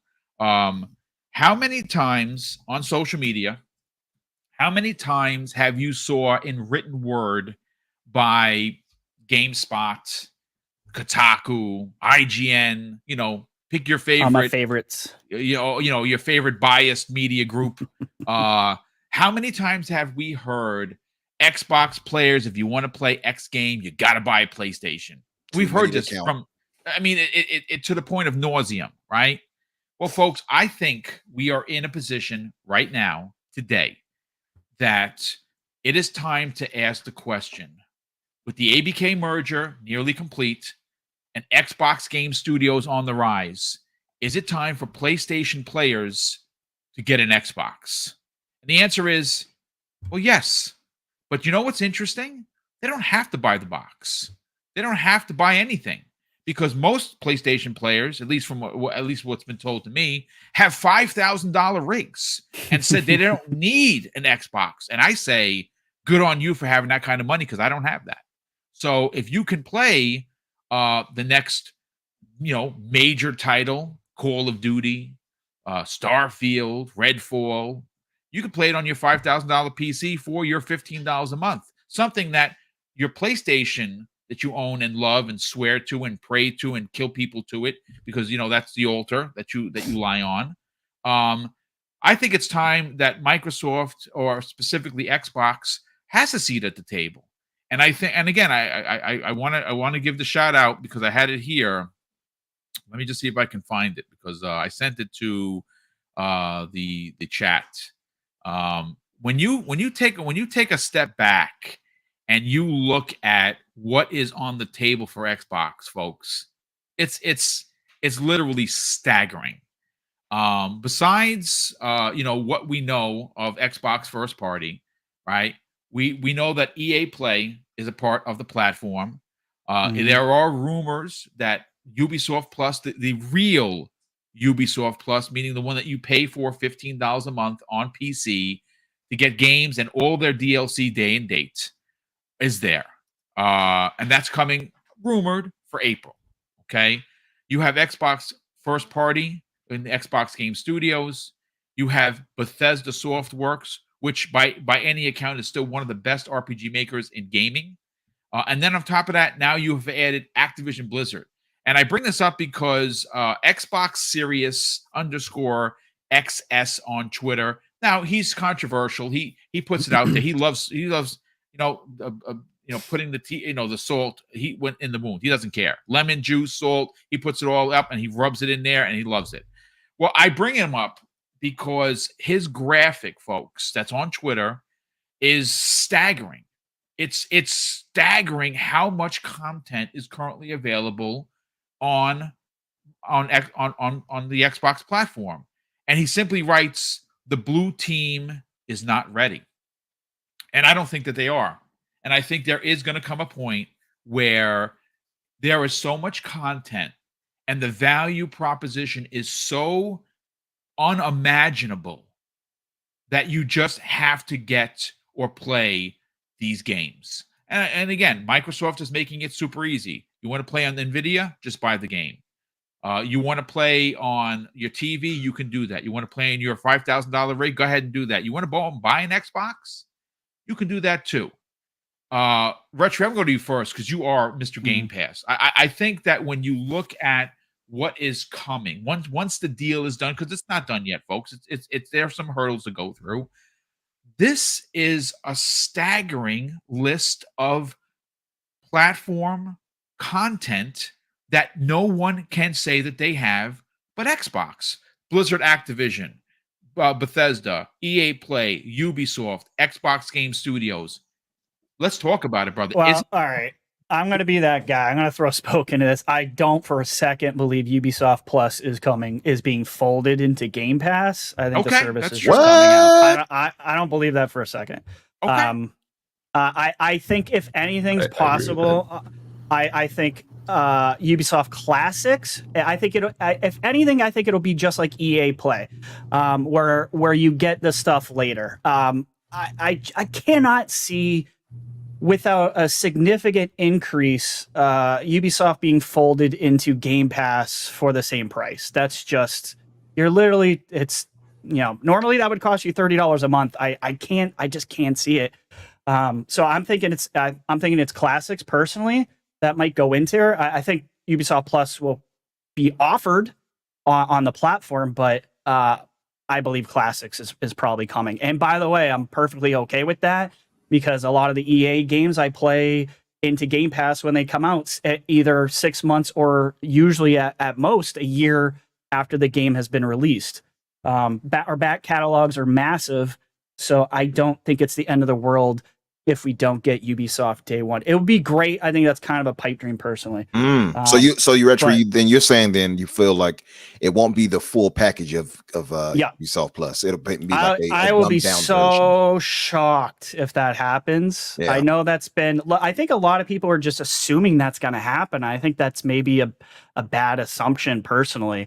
I think it would be, I would love to take the L on this one. That would be huge, but I just think it's too big. I just think it's, remember Ubisoft, there's 20,000 employees there. I just don't see their service being bottled into Game Pass. What if they raise the price by $5 for Game Pass? What would you say then? Then I could possibly see it. I don't know if $5 is quite enough, but yeah, if there's an increase, I guess I should say with caveat, right? With a little asterisk.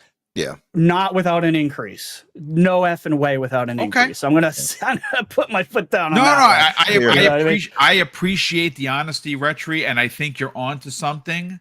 But there is something to be said, folks. Again, this is just my speculation. I feel it's going to be folded into Game Pass. I personally do. Right. And I tell you why. I think because Ubisoft is in a position where they have not launched a game in a very long time, and they have cut studios, they have laid off workers, they have cut game development for a lot of things in early development, and they're circling the wagons, if you will. I think that if Microsoft would, what's that? Circling the drain, it seems like it's well. That you could say that circling the drain. It's also a delay for Assassin's Creed Mirage, if you all didn't. Yes, and their driving game for that matter. Which is a follow up to which is the sequel. They might be in a position where they can't. They're just not in a position to launch anything. And look at all the delays, all of the DLC that came for the Division 2. That was monsterly delayed. They're just not making money hand over fist. I know that they have their own mobile stuff, and I'm sure they're making money there, but they're in it for gaming. And I think if they're willing to take a bag to get that service into, Game Pass, it's going to get people with eyes on their product that is coming out soon. It's going to get people excited. I don't know. I still think there's a chance. That's just me. I think it's a chance. But look, we got a ridiculous amount of games coming out this year. I think, some of the Xbox execs have mentioned that watch out, journalists, there's more big news coming, and sounds like it might be soon. Now, that could be a lot of things, right? A lot of people like myself, I've mentioned it. That could be just another cloud deal. I think possibly with Amazon. That could be the family plan, which is huge, which is absolutely huge, because then that puts Xbox gamers, if you can get a group of people basically paying $5 each a month, and you are paying less in a year than you would if you were to buy, I don't know, let's say MLB The Show 23 on PlayStation for the entire year that year, right? That takes the whole, well, if I'm only a Call of Duty person who plays games, that takes it out of the equation, because it now makes it less money in a family plan, and for you and your buddies to now pay for the family plan every single year. It's less money than paying for COD. True. Yeah, you know what I'm saying? Like, that's a big freaking deal, and that's how I would market it. You want to save money on COD? By the way, COD is not going away. It's going to come out every year apparently. So that was total BS that we were told. So that's not going away. It's an annual release. Guess what? You want to save money? Get your buddies. Get your buddies, join the family plan, and it's now cheaper. And it's now cheaper to pay a freaking subscription service every year, even if you only play one effing game. So Yes. I mean, come on. So That's a freaking. That is the end all be all. Wait till this. That's a suplex. That's a backbreaker. Yeah. Wait till that drops in the US and UK and EU. It's that is going to boost numbers like crazy. Value proposition can. Exactly. Again, it's a perfect storm, Retri. It's a perfect storm because look, say what you want, make fun of me when I talk about real life. I say this all the time. I love being transparent, folks, because this what you see is what you get. This is not an act. This is who I am in real life. And I'm very fortunate to have retired early. I retired at 44. Not many people can do that. I planned young. I had my father to guide me. And here I am retired. Now I just podcast and I love it. But my pension is great, but it has a ceiling. It like all pensions do. And in America that we live in now, it's hard. It's hard for a lot of people. I'm very fortunate. And I don't take that for, lightly at all, but there are some things that I can't do. And if I had to buy Microsoft games and I had to buy PlayStation games and Nintendo games, something would have to go. It'd probably be PlayStation, right? It would have to be because that's my least played console. But Microsoft allows for everyone of every financial station to be a part of the gaming conversation. I keep saying that, and people just discard it. Don't discard that. It's important. Now, what you're talking about, Retri, and I'm going to read it verbatim from Frank X. Shaw. I think you might know him. He is he's currently the lead communications for Microsoft. And he said this: hate to break it to the reporters who cover Microsoft, who are a bit tired after the last 2 weeks, but next week is coming and we're not slowing down. Right. So that's what you were talking about. That was posted on March 24th, and that was Friday, I believe. Yeah. Put a fire in our loins. Yep. Yeah, I mean, I don't know what the heck he's talking about, but I got a lot of theories. I mean, what do you guys think he could be possibly talking about? Games, naturally. I'm expecting games. But I got a question for you all. So I saw some contention in the chat because I think, Retro, you made a great point about them eating at cost. But then we've seen Microsoft do some crazy stuff nobody thought they would do. True. Right? So I would say this, and Kay Asante agree with you. And I also saw this. Thank you, Kay. Well, people, he's a wise man. So guys, I know you come to this podcast. I'm the Game Pass guy. I'm not going to BS you. I'm not going to tell you what you want to hear. So sorry if it offended anyone that I said Ubisoft isn't coming in. You know what I mean? No, yeah. But it is what it is. But I was going to say, so my question to you all would be tiers, because I seen some in the chat. They're like, oh no, we don't want that. And I get it because I don't want it either. But that could be a solution, despite us not liking it, where they could introduce Ubisoft Plus fully, but in a higher price tier. Yeah, absolutely. Yeah. Would you all be for that? Would you? If they told me tomorrow, I wouldn't get it, but I would. I would get it because I like Ubisoft stuff. If they told me tomorrow that the tier went up from 15 to 20, let's just say. Yeah, okay. If it was 20, I would. Absolutely. $20, I'm in. I'm all in. 20 I have bucks. a limit. Yeah, 20, I definitely. Let's say 25.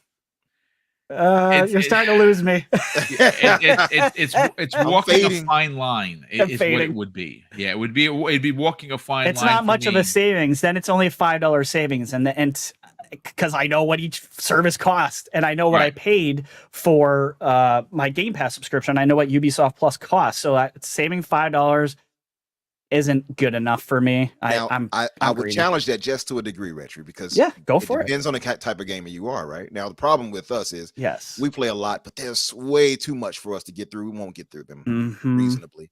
Now, if somebody who has more free time and they're sharing it, like you pointed out, with their friends, then it makes more sense because so many of them can play so many of the games that's in there, all sharing that cost across from each other. Absolutely. In the family plan, it makes sense. Absolutely. So maybe if they did a tier thing where it's a family plan thing, what would you all think? And I think that could make more sense. Then it's a go. Yeah. Then it's a definite go. 100% go. Because then the money problem goes away. As long as you can trust your friends to Venmo you that money back, right? Man, what if $5 of that? Right, exactly. Trust me, I've literally thought of that. Of like, it's crossed my mind. But yeah, I think there's a lot of options. I think the other side of this coin is you have to watch out by giving. Look, a lot of people complained when Sony came out about how many options there were, and it was overkill, and there was only fucking like 3 of them. So you got to watch out about giving consumers too many choices. There's the whole adage in marketing of giving them 3 options and making the middle tier is almost always your best selling tier, right? True. So you have to kind of watch out for giving too many choices, because then you get nothing from everybody. Yep, and that is a trick that they use. You're right. It's a market trick they do for sure. I mean, we see it with Sony; they do it. So yeah. I don't think they do tiers. I don't think that that's the move that they're going to do. I think that it's much more likely that they'll for sure they'll probably roll in the what is it, the classics library or whatever. Just like EA, exactly like EA. Yeah, which is the like super limited version of it that PlayStation has in their service. And I think honestly that would probably already be enough for me personally, just because like when was the last time Ubisoft put out a game? When's the next time they're gonna put out a game? Daniel brings up a really good point of cadence with Ubisoft. Because I mean, I could see Ubisoft making a bad deal just to get that cash infusion, because God knows they need it. So it's possible that like maybe they make a deal that doesn't really make a lot of sense, but I think the most likely scenario is we get the classics library in there, and then there's like a perk or whatever where it's like in a couple free months of Ubisoft Plus or whatever, something like that. That feels like the most likely version to me. Yeah. But just to pivot back, Richard, I don't know if you finished your point though. I'm just trying to make this like happen, like he's willing it into existence. I'm trying to make Ubisoft Plus fetch happen. I just want to bring up one more thing, like because someone's saying, well, there's already tiers, there's a 10 and 15, and that you're absolutely right. But we're talking about more tiers. Let's not forget they also, and this is probably going to happen, guys. They're talking about another tier that's going to be coming out that has ads and is the ad-based tier. That's that's 3 tiers right there. You add Ubisoft, you add Family Plan, there's another tier. You add in Ubisoft, blah, blah, blah. That's 5 tiers. It's like too confusing. That's too confusing, right? I agree. So I agree. I'm with Daniel. I think if anything, classics is probably where it's going to go at. But go ahead, Umbra. Sorry if I crushed your dreams. What are you? No. I was just throwing those out as hypotheticals.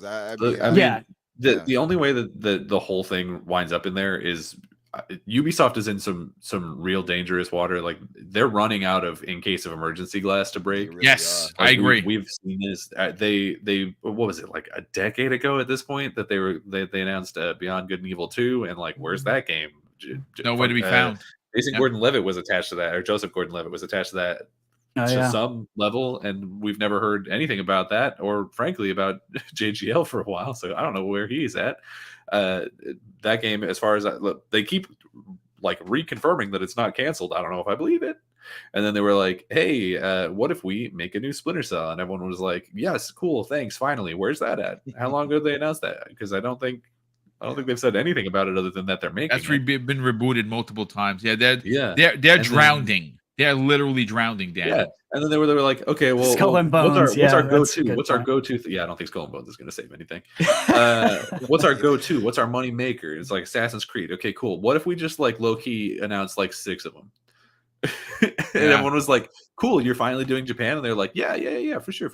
Yeah, we totally have a plan for that. Yeah. Right.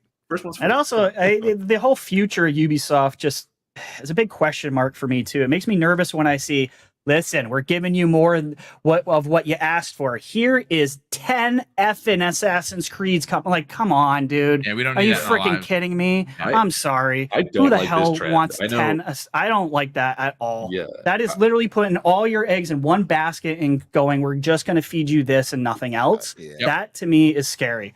I read all the time. I don't like this trend of studios announcing like dozens and dozens of games that are not going to be out for 25 years. Exactly. CDPR did it. Ubisoft has done it. I think there's a couple others who have done it, where they just announced like, here's all these games that are coming out. And like we've seen from Xbox that if you announce things too early, then all that does is that it has people on your ass for the next 5 years waiting for that thing, right? Right. Yeah. Exactly. And that's going to be happening for Ubisoft. That's going to be happening for CDPR, right? We just heard that's why I think it's going to come to the service, because they're in that's a good point. It's entirely possible. Yeah, that's a good point too. Listen, Umber, before I bring you in, brother, I got to catch up in the super chats. There've been a lot of them. Brett Bingham says this after dropping a $5 super chat. Satya and Phil to Jim Ryan and Sony Interactive Entertainment. Stop hitting yourself. Stop hitting yourself. Highlander 001 drops an additional very generous $10 super chat and says there are journalists on Twitter complaining about Microsoft getting rid of the $1 trial of Xbox Game Pass and the outrage Sony is removing PlayStation Plus collection. Nothing but crickets. Yes, two-way street for the media.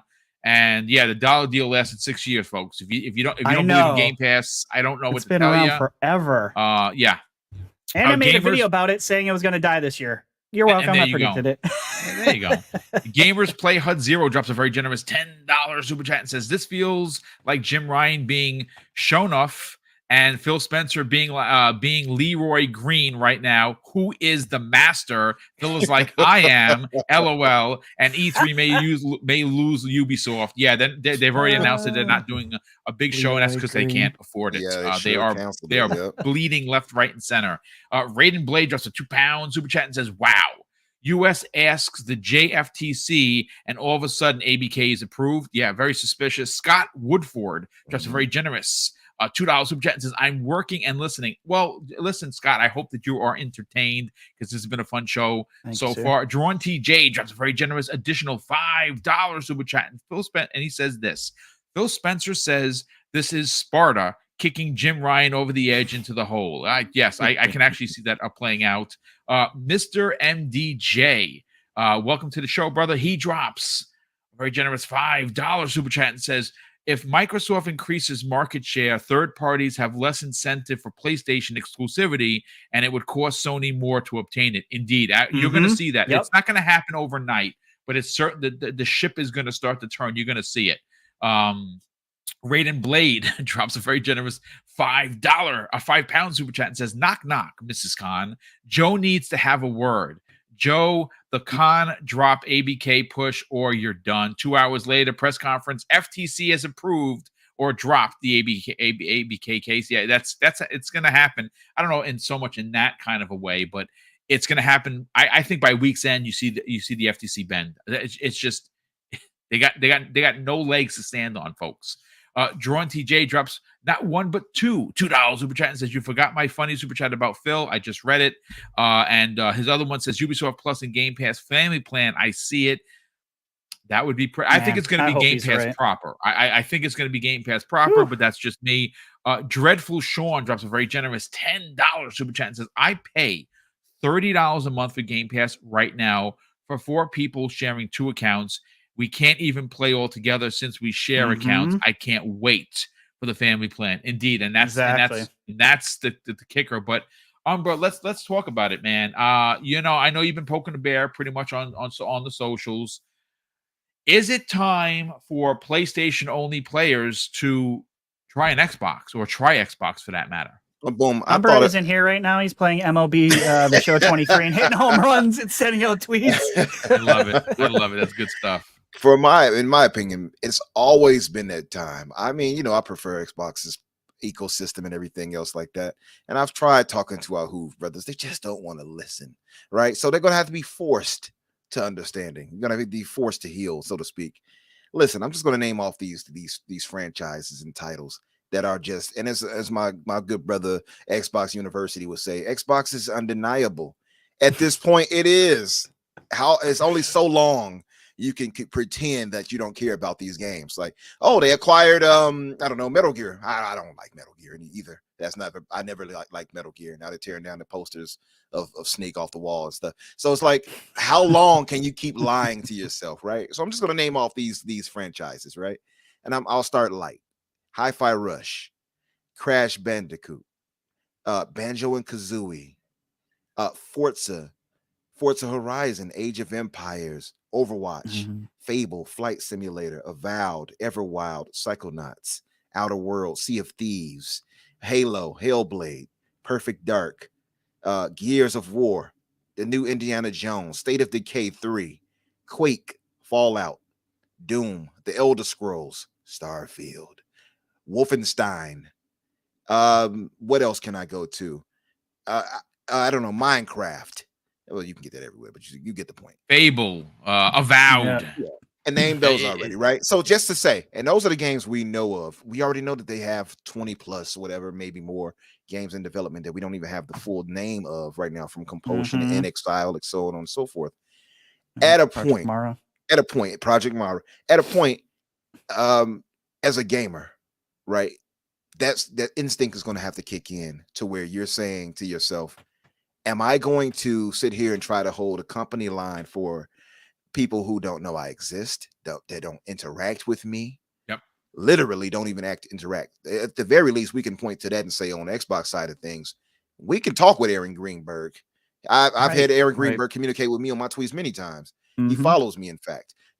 No, the humble brag, of course, but I'm just saying, like, no, but it's important to say that, because these are C-level executives that don't have to deal and talk with us, but yet they do on a daily basis. Not when there's just big Xbox news, or they're trying to promote, like, for instance, Aaron Greenberg, and he does incredible work in the community, where he's doing donations, and he doesn't just interact with you because he's trying to push his narrative of give back to the community. He talks with people on a daily basis. Phil Spencer plays Destiny.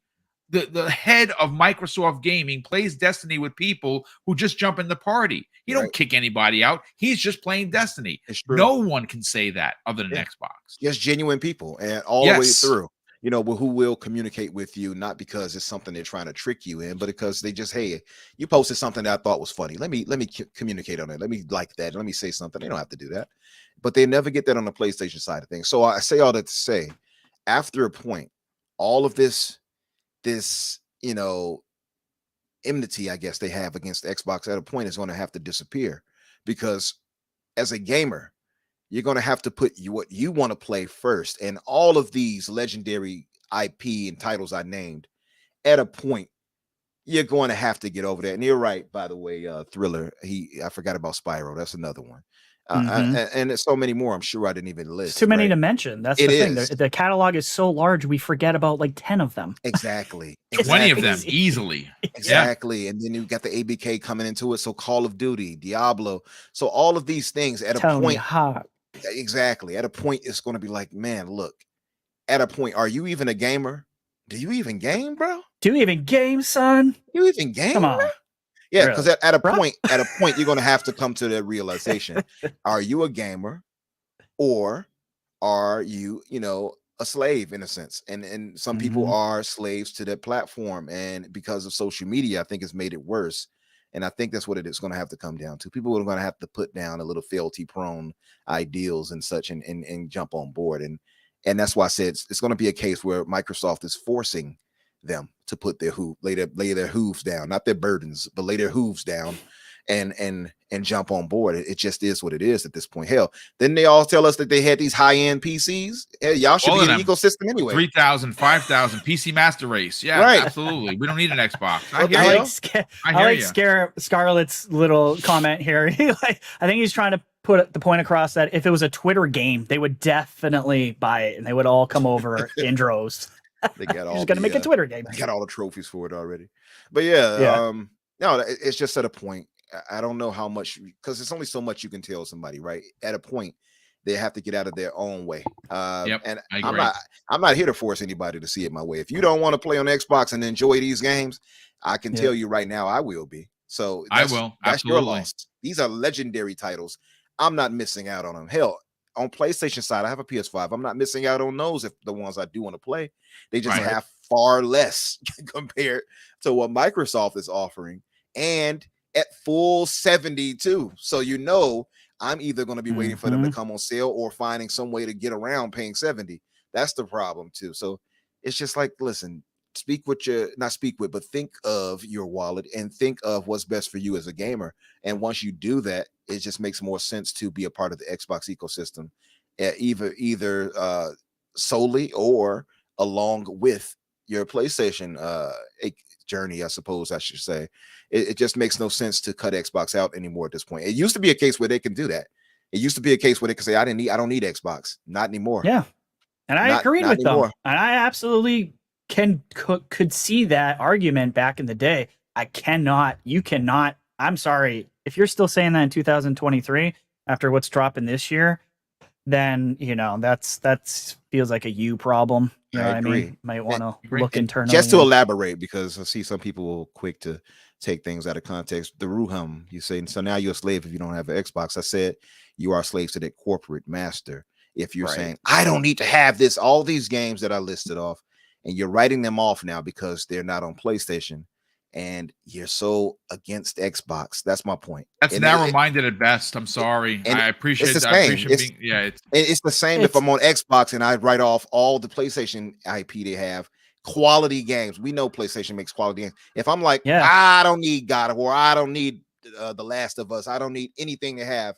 Yeah, you might want to check yourself a little bit, because they have games over there too that are worth playing. It's the same thing. So it's not a one-sided thought. You can get that out. I think that's the difference between a lot of us too, Umbra.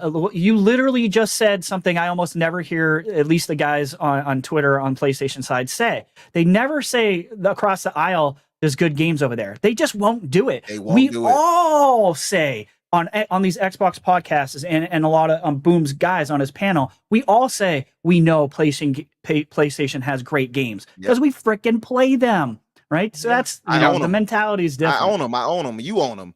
Boom owns them. Danny owns them. Most of us on Xbox side of things, I would say, and like you said, we can give credit to where credit is due. The large majority of us. I'm not saying all, because I have seen a few of our Android buddies, say, I'm not going to call out any names, but you know who you are. Some of you all have been like, anti-PlayStation, right? And I get why, though. I get why that is built over the years. But I would argue to you and urge you too, on this side of things, don't write off PlayStation completely. Now, if those games don't speak to you, it is what it is. Same thing for the PlayStation guys to Xbox, but not all of these games don't speak to you now. Yeah, that's just denial. Yeah, that's what I call BS. But see, that's the beauty of Game Pass. From RTS to AAA shooters and everything in between, AA games, AAA games, games made by one person. Vampire Survivor, one guy made the game, and it's a smashing hit, launched onto Game Pass day and date. Yeah, it was only $5 to buy, but it was in Game Pass. That's the beauty of it, and that's the difference. Microsoft allows for you as a gamer to have a wide breadth of games to play that you think that you might find enjoyable. And guess what? Not every game is for every gamer. If you download a game that maybe you thought you were going to like and you didn't, okay, well, no harm, no foul. At least you didn't spend the money. You just deleted it off your hard drive and you move on to the next big or small thing, whatever tickles your fancy. Right. Let me bring in Daniel on this. Daniel, look, at some point, and I love the way Infinite and Retri have put this down. There is going to come a point where even if you are on a PlayStation only player, there is going to be a game, whether it's Call of Duty that you have to buy on one platform or just press download on another for a very low price, or an exclusive like a Starfield. Maybe you're a Bethesda head. Maybe you've been a fan of Bethesda since back in the PC days, and this is their first new IP in 25 years, or and we know it's Todd Howard's baby. Xbox, the platform itself is going to be undeniable. I think we're coming up to that level of discussion. What are your thoughts on it? Yeah, I think we're already at that level. I think we've actually probably been at that level for a while now. Like at least the last 2 years. I genuinely, I think, like, I don't know, if you're not looking across the aisle at the Xbox ecosystem and the games that they're putting out at this point, and you're not seeing at least a couple of games that you want to jump over to play, then I don't know how to help you, because you very clearly have, I guess, a very specific taste in games, and that is that they have to be in a blue box. I don't know. I guess that's what it is. I did while you guys were talking, I did just a quick write down of all the things that we already know are coming from Xbox this year. So we got Hi-Fi Rush. We're getting Minecraft Legends, Redfall, Starfield, and Forza Motorsport. So there's 5 first-party games, all of which are seemingly going to be pretty big. I think Minecraft Legends is like probably going to get the least conversation about it, but it'll probably ironically be the biggest most one. money. Yeah. So there's that. And, there's a lot of people who are like, well, if that's the only stuff that they're coming from first party, then that's an L. Like, they got to put out a Hellblade and Avowed at the end of the year. And No, it's they like, don't. no, they don't. They absolutely don't. And they probably won't. So sorry to break that to anybody in the chat. They probably won't. Yep. If they can put out I 5 agree. first-party games this year, which more than covers their 1.25 thing that they were shooting for, then that's what they're going to do. And they're going to give Hellblade a little bit more time, or Avowed a little bit more time, and then launch it early next year, like February or something. But even beyond that, that's not counting things like the Age of Empires 2 and 4 Definitive Edition ports coming over to console, which are those new games? Not exactly. But they are a pretty big deal. I can pretty much guarantee that there's going to be more people playing those than are playing the VR Horizon game. So yeah, I think those are a pretty big deal, and they work really well on console. So they're basically new games. Then let's see, we got the ESO expansion that I forgot the name of that's coming out in June. We've got, I know some people don't want to count it, any of the Activision stuff, but I think we're all pretty convinced at this point that it's going to go through, and I think it's pretty clear. So there's also Diablo 4. There's also Crash Team Rumble, and whatever they're doing with Call of Duty this year. Will it be a full game? I don't know. They said that there was like a thing that they were going to do in between. I don't know. Who knows? And then on top of that, there's also continuing content updates for things like Sea of Thieves, Halo Infinite, for Fallout 76, if you're still playing that. All kinds of stuff. Right, Lies of P, Exo Primal from Capcom, Chainsaw Massacre, and the stuff I was listening was just first party. Stalker 2, all that stuff just first party, and then there's all these other things that you guys are bringing up that is like third party deals and like things that are just going into Game Pass, and it's like there is so much going on over the Xbox ecosystem, and you look over. Honestly, at this point, I think, and yes, Xbox has been my preferred place since like the 360, but I look at my PS5 and I'm like, yeah, this is going to get turned on once when Spider-Man comes out, and then it's going to do nothing for the rest of the year. Like, that's what that game, like, am I going to play Final Fantasy 16? Probably not, because I'm not going to pay full price for it, so I'll wait until next year when it drops, and who knows, maybe I'll play it. Maybe the reviews will come out and it'll be garbage. I did notice that in the last gameplay thing that they showed off, it ran decently well, but there was also absolutely zero characters or anything going on in the open world, which I don't know, is it something that they hid so that they would run well? I don't know. I'm concerned about that game. I genuinely think that it's probably going to be a hot mess, on top of the fact that like the developers of the game have come out and been like, oh, I don't like people who aren't white, and it's like, that's a really weird thing to say for a Japanese company. What's going on here? Their PR has not been good. Like, you got that. So am I going to cross the aisle to go play Final Fantasy 16? Probably not, honestly. Like, I've been playing, like, I don't know. Is it going to be better than the old ones? No, probably not. The Final Fantasy 7 Remake 2 is coming out this year, and if you finish Final Fantasy 7 Remake 1, then you know that it's not really going to be a remake. It's going to be its own completely separate thing that may or may not be a complete and total mess. So who's to say? I'll wait for reviews on that one too. And then Stellar Blade also. It's like I'm looking at all the things that are going to be exclusively on PlayStation this year that we know about, and I'm like, yeah, honestly, I don't even know. Like, my PlayStation might get turned on one more time for the rest of the year, and it is March. Right. You know what I mean? Honestly, the truth, the same for me. It'll be Spider-Man. The same for me too. Yeah, and like, I'm sure that there's a lot of people who feel differently about that, and they're like, oh, well, Final Fantasy's big, and it is, and I'm going to play all the Final Fantasies, and like, I'm really excited for you. Like, I'm really happy that you're finding value over there. What I'm saying is, I think that at this point, that it is undeniable that there is more value, at least this year, over on Xbox. And will that be different next year or the year after that? Probably. Who knows? We'll see. But if you are still one of those people who are like, Xbox has got no games, there's no reason to own an Xbox, I'm gonna buy a $3,000 PC, then like, Godspeed, dude.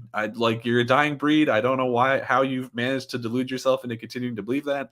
You're one of those people, I guess, who still thinks Starfield is coming to PlayStation, or who thinks Game Pass isn't profitable.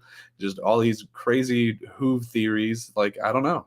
I genuinely, at this point, I don't think that you even need the four of us to be like, hey, did you know there's games on Xbox? Because if you are sitting in this chat and or are within the sound of my voice, and you somehow do not already know of at least one Xbox game that is coming up in the near future that you're excited for, then I think you're just maybe dead inside. Yeah. I got you're not wrong. I got 85 games on my list right now for this year that I'm 100% sure of. Man. 85, and that's just the beginning, guys. Can I introduce you in our Lord and Game Savior? No, it's going to be a crazy year. I just saw something. Absolutely. Just want to throw this out as a bit of breaking news and unfortunate news. I don't know if you all saw it, but we already know about Ubisoft skipping E3. We know about so many other people leaving out that they say might not be there. Well, new reports saying Tencent and Sega are out too, and it's major doubt about the show going on as originally planned. Holy crap! Wow, that's huge. That's really big. That is concerning because the end is nigh. Yeah, maybe this is canceled before it even starts, folks. I think it's just becoming a different thing. I think that E3, it's morphing. Like E3 will be fine. I think it's just going to become like what it already has been for a while, is just a video game Comic-Con, and I think that's all it's going to. I think that's what it's going to be, and I think that's probably fine. I do think it's funny that all these people are pulling out, and I still can't get an email back from the E3 Stride. I'm still waiting. I did get an email back saying that they're processing my application and that standby for news, and that's been months. Hey guys, no, it's fine. It's not like I'm gonna be able to save money by buying a plane ticket early or nothing. No, that's fine. Tell me 2 days before. I know, right? That'd be great. Really looking forward to that one. Ugh. I do agree with you, Daniel. I think E3 is I think it's gonna morph. I think it's just gonna change into basically just what you said. I don't think it's going away, and I don't want it to go away. I enjoy these things. Yeah, as long as there are still like stage shows where you know, the content creators or the journalists or whatever can be in the crowd and like have that experience, then I'm fine with that. Because those things, maybe it'll become more like PAX, which would be a good thing in my opinion. And PAX is fantastic. They put the people who run PAX in charge of it, so I think that's Of course, they also run like Star Wars Celebration and D23. So it sucks too, because it seemed like this year would be the return of form for E3, didn't it? Yeah, I thought so. I honestly thought so. And that's what they claimed. Yeah, I mean, that's what they think said. I think that they mean like the show floor. The showcases themselves, I think that's just going to be something that's completely different. We've been talking behind the scenes about like how we can, those of us who were planning on going, can try and get into the Microsoft show, and like, are these other shows going to be around? Like Ubisoft has said that they're going to do something on the 12th, I think was what they said. When they announced that they were pulling out, and it's like, okay, well, are they going to be doing that in LA? Is that going to be something that we're going to be able to maybe go to? You know what I mean? Or is it going to be just a completely live streamed thing? Like, will it have a stage at all? There's a lot of questions that need to be answered. You also have Jeff Keighley, who was definitely trying to capitalize every few seconds he can, anytime. Well, he needs every second he can so he can chill like Doritos and Mountain Dew or whatever. And put on a god awful award show every year. So here we go. Trying to capitalize. So we know how Daniel feels about that Nintendo, and he's coming after me. Oh man, I really do look forward to seeing which Muppet's going to show up and make Kumarize at Millennia this year. It's going to be great. I'm really excited. I put it this way: it is going to be interesting, but I am going to say that I think that at least half of Xbox of the nominees are going to be Xbox related, and I think that if they're not, this is when we have to call Jeff to the carpet. We'll see. We'll see. PlayStation's putting out one game, and it'll probably be nominated. 10 Zelda's times coming out, and it'll probably win a bunch of awards it doesn't deserve. But that's neither here nor there. It'll be just like it was last time. And then Xbox will have a lot of nominations and probably win a lot less than it should. Yeah, well, I mean, again, only time is going to tell. Again, I think Xbox is on a position, or has been positioned, or positioned themselves, I should say, to no longer be the kid sitting, or the wallflower sitting on the side while everyone's dancing. I think that they are going to be asked to the center of the stage. I think that they're undeniable. And this has been one hell of a 2 hours, folks. Ladies and gentlemen, we had almost 800 people here for which I believe is a new record for the Xbox Factor podcast. Nice. Listen, I can't thank everyone enough. If you are new and you're finding the channel, because I saw a lot of new names here, please consider subscribing. We hit 12K a couple of weeks ago, and of course, the goal for us personally for 2023 is to hit 15K. I don't know if it's a lofty goal. I don't know if we hit it, but we certainly would like your help to do that. And if you are enjoying the conversation, please consider subscribing. Before you get out of here, hit the like button. And let's get to the outros. We'll start first. Daniel McG, sell your brand, brother. Not only are you working with Infinite Umber on an amazing new podcast called The Fix, you have your own YouTube channel where some of what you do there is going to be incorporated into the new show, which is going to be about pop culture, which is going to be about gaming. It's going to be about film. It's going to be about anime and comics and graphic novels. Where could people check out some of the best short and long content on your YouTube channel, and more importantly, reach out to you on social media? Thanks. Yeah. So you guys can, as always, find me on Twitter at Daniel J. McG. And like Boom said, we're looking to start a podcast called The Fix, me and Umbra. No news on when that's going to start yet, but it should be hopefully pretty soon. It's going to be sort of basically the topics we're going to be covering is basically anything that you would go to work and your coworker would be like, "Hey, did you see this?" And it's like, "Hey, did you see that new movie? Hey, you caught up on My Hero or whatever?" That sort of thing. So yeah, we're going to be covering just all kinds of pop culture, be it anime or comic books or just movies, just whatever happens to be striking the fancy that week. And I think it's going to be a real fun show. And you can find my personal channel at Daniel McG on YouTube. I talk about pretty much all those same things. Currently working on a review of Shazam 2. So if you're interested in hearing spoilers why I didn't care for that movie so much, you can find it there. Nice, brother. Listen, well, again, everyone that's on the panel right now, all of their information is 2 clicks away from finding out who they were in the show notes, clicking, subbing, and then if you want to get even more generous, click one more time. You hit the bell icon so that you know every time that they go live or they do content. Hey, shout out to Dragonheart Yobi, who just dropped a very generous $10 super chat and says, #peace, love, and life. Do you believe the Dirt series can compete with Forza in the future? I do. I love Dirt. Dirt 5 is one of my favorite racers of all time. I played on footage for you guys to see. I love the driving mechanics. I can't wait for Dirt 6. He says, we have Crew 2 standing out on its own and Test Drive returning and etc. What do you think? I think there's room for everyone to succeed. Everything but Gran Turismo, because Gran Turismo is an abomination. And shame on for Sony and Polyphony for not doing better. I'm sorry. They just they just did not deliver. And that game was in development for years. Change, folks, needs to come to Polyphony. And hopefully that we can see the return of greatness. Because one of my favorites still to this day is Gran Turismo 2 is one of my favorites. Phenomenal game. But listen, let me continue with the outros. Retri, sell your brand, brother. Talk about Game Pass _daily. Talk about the podcast you have on Sunday evenings with the great Web Dave. Talk about the Gaming Council podcast.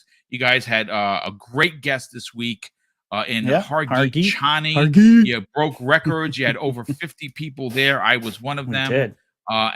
Where can people subscribe to your YouTube channel, check out your content, and more importantly, tune in on Sunday evenings?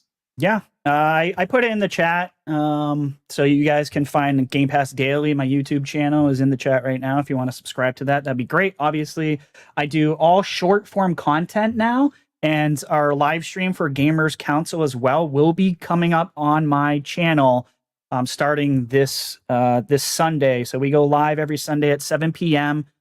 So you'll be able to find that on Dave's channel as well as mine. And we got Fuzzy Belvedere, I think, is joining us this week. We're going to be talking about Forza and the Forza Rally and all that stuff that's coming out for the DLC. And excited. If you guys want to know about Game Pass, of course, you can also follow me on Twitter at Game Pass _daily. I'm everywhere making content all the time, and I'm doing micro content, so you do not have to watch for very long if you have a short, attention span like I do. So yeah, that's what I got. Thank you, Boom, for having me. Thank you, channel. Thank you everyone in the chat for being awesome today. Thanks for coming out, guys. Thank you very much for joining us on a weekly basis and love what you're doing in the community as well as working with Dave, brother. And last and no way least, Umbra, sell your brand. Tell everyone about the fix and where can people check out what you got going on, when that is possibly launching. And of course, you are on the Xbox Infinite podcast Friday evenings with our good friends over there. Talk about that and where can people potentially reach out to you and catch some salt on social media. Yeah, you can get your fix. No, I'm sorry. I was going to do a little jingle. I'm not going to do it. Yeah, you guys, of course, can find me on Infinite Umbra or Umbra Infinite on Twitter. And join me as I mock our Hoof brothers lightly. No insults, nothing mean, nothing mean spirited, just jokes, a little fun poking here and there. You do it to me. Tears. Yeah, just little tears, a little tear never hurt nobody. And of course, you all will see me here on Tuesdays. And thank you, Boom, for inviting me, brother. I appreciate it again. Always being a member on here with you guys, talking with you guys about gaming. And of course, on Fridays, the Xbox Infinite podcast at 8:00 Eastern now because of the daylight savings. And of course, with me and Danny, as he pointed out earlier, the fix. And I am trying to get things in order. I think I'll just have to kind of forego some of the things I wanted to have and just do what we have to do to get this thing going for now and then get that at another time. But so I'm looking to do it at the very earliest, a week in of next month, just to get it started. We can get this started up. And like he pointed out, we'll be talking about gaming and all things pop culture, from anime to manga to comics to movies to TV shows. The focus will also be definitely on gaming. So don't think that you won't get that there. We won't cut out on that or ignore obviously relevant news, whatever side it's on, right? And yeah, come by and show us love, guys, and subscribe. My link is in the chat above if you see it, and you can subscribe if you just see my name in general. Nice. Yeah, looking forward to it. And again, like was pointed out by Retri and everyone, thank you, chat. You all were dope today. Yeah, they sure were. Yeah. Chat was awesome. Shout out to Chris Coleman, who says I should try GT7 for myself, and I will when it's in the service that I just paid $120 for the year. When Sony puts it in there, I will try it. Until it's in there, I will not try it because I'm not spending $70 on a game that was loathed for its microtransactions and cars flipping across the finish line and you winning a race. Not going to do that. So when Sony respects me as a consumer, I'll play their games. That's why I haven't bought the Last of Us 2 Last of Us remake. I really want to play that game, but I'm not spending $70 on a remake. I'm just not going to do that. A remake of that ilk. I will play it when it comes to the service that I am paid for the entire year. But listen, ladies and gentlemen, big shout out to everyone. A huge thank you to all the super chats. Again, you're going to start seeing. I just did my last bit of artwork with Sean Labrie. You're going to see a difference and a change in all of the thumbnail graphics and artwork. He did his due diligence to make everything cohesive. The thumbnails look like the intros look like the overlays. He did an amazing job. It took a long time to get here. We're here, and I can only do this extra work to make the channel more professional with the help of super chats as well as channel memberships. So Mrs. Boom and I are incredibly grateful. Shout out to the near 800 people that tuned in for today's podcast. I cannot thank you enough. If you're new, please consider subscribing. If you like the show, hit the like button. If you didn't, well, I can't help you. Hit the down. Also hit the like button and subscribe anyways. Yeah, I agree. I absolutely we'll take your agree. hate. There was one other super chat, by the way, Boom, just in case. But there was another one? Yeah, okay, by Yobi. Oh, yes, there was. Okay, so let me just pull this up to private chat. Yobi, a good friend of the program, drops another super chat. Let me see where that is. Let me see if I could find it. Hold on, let me get to it. Okay, yeah. Dragonheart Yobi, good friend of the program, drops an additional $2 super chat and Sega GT. Oh my god, dude. I played that so much in the arcade. Nathan's Arcade had 2 of them. And still to this day, Sega GT is one of my favorite arcade racers of all time. From the OG Xbox was amazing. Yeah, I'm talking the Sega GT that I'm talking about is the arcade one that never came. I like the Sega GT that you're talking about, but the one from the arcade is still, I mean, it's just phenomenal. It's classic. Classic, big booth. You sat in there, you had the wheel and stereos all over your head. It was just amazing. But ladies and gentlemen, thank you so much for tuning in to the new episode of the Xbox Factor podcast. I am Mr. BoomStick XL, and for Daniel McGee, Retri, and Infinite Umbra, we can't wait to see you next week when we do another episode. And of course, I'm going to close out the show with something that is personal and hopefully one day important to you. And that's something that my dad taught us when we were kids. And he would say, Craig, treat others how you want to be treated. And also, it doesn't cost anything to be nice. You live by those rules, son. I can guarantee you're going to have an awesome day. So take care, everyone. Game on wherever you want to game on. Have fun. And listen, we'll see you next week on the newest episode of the Xbox Factor podcast.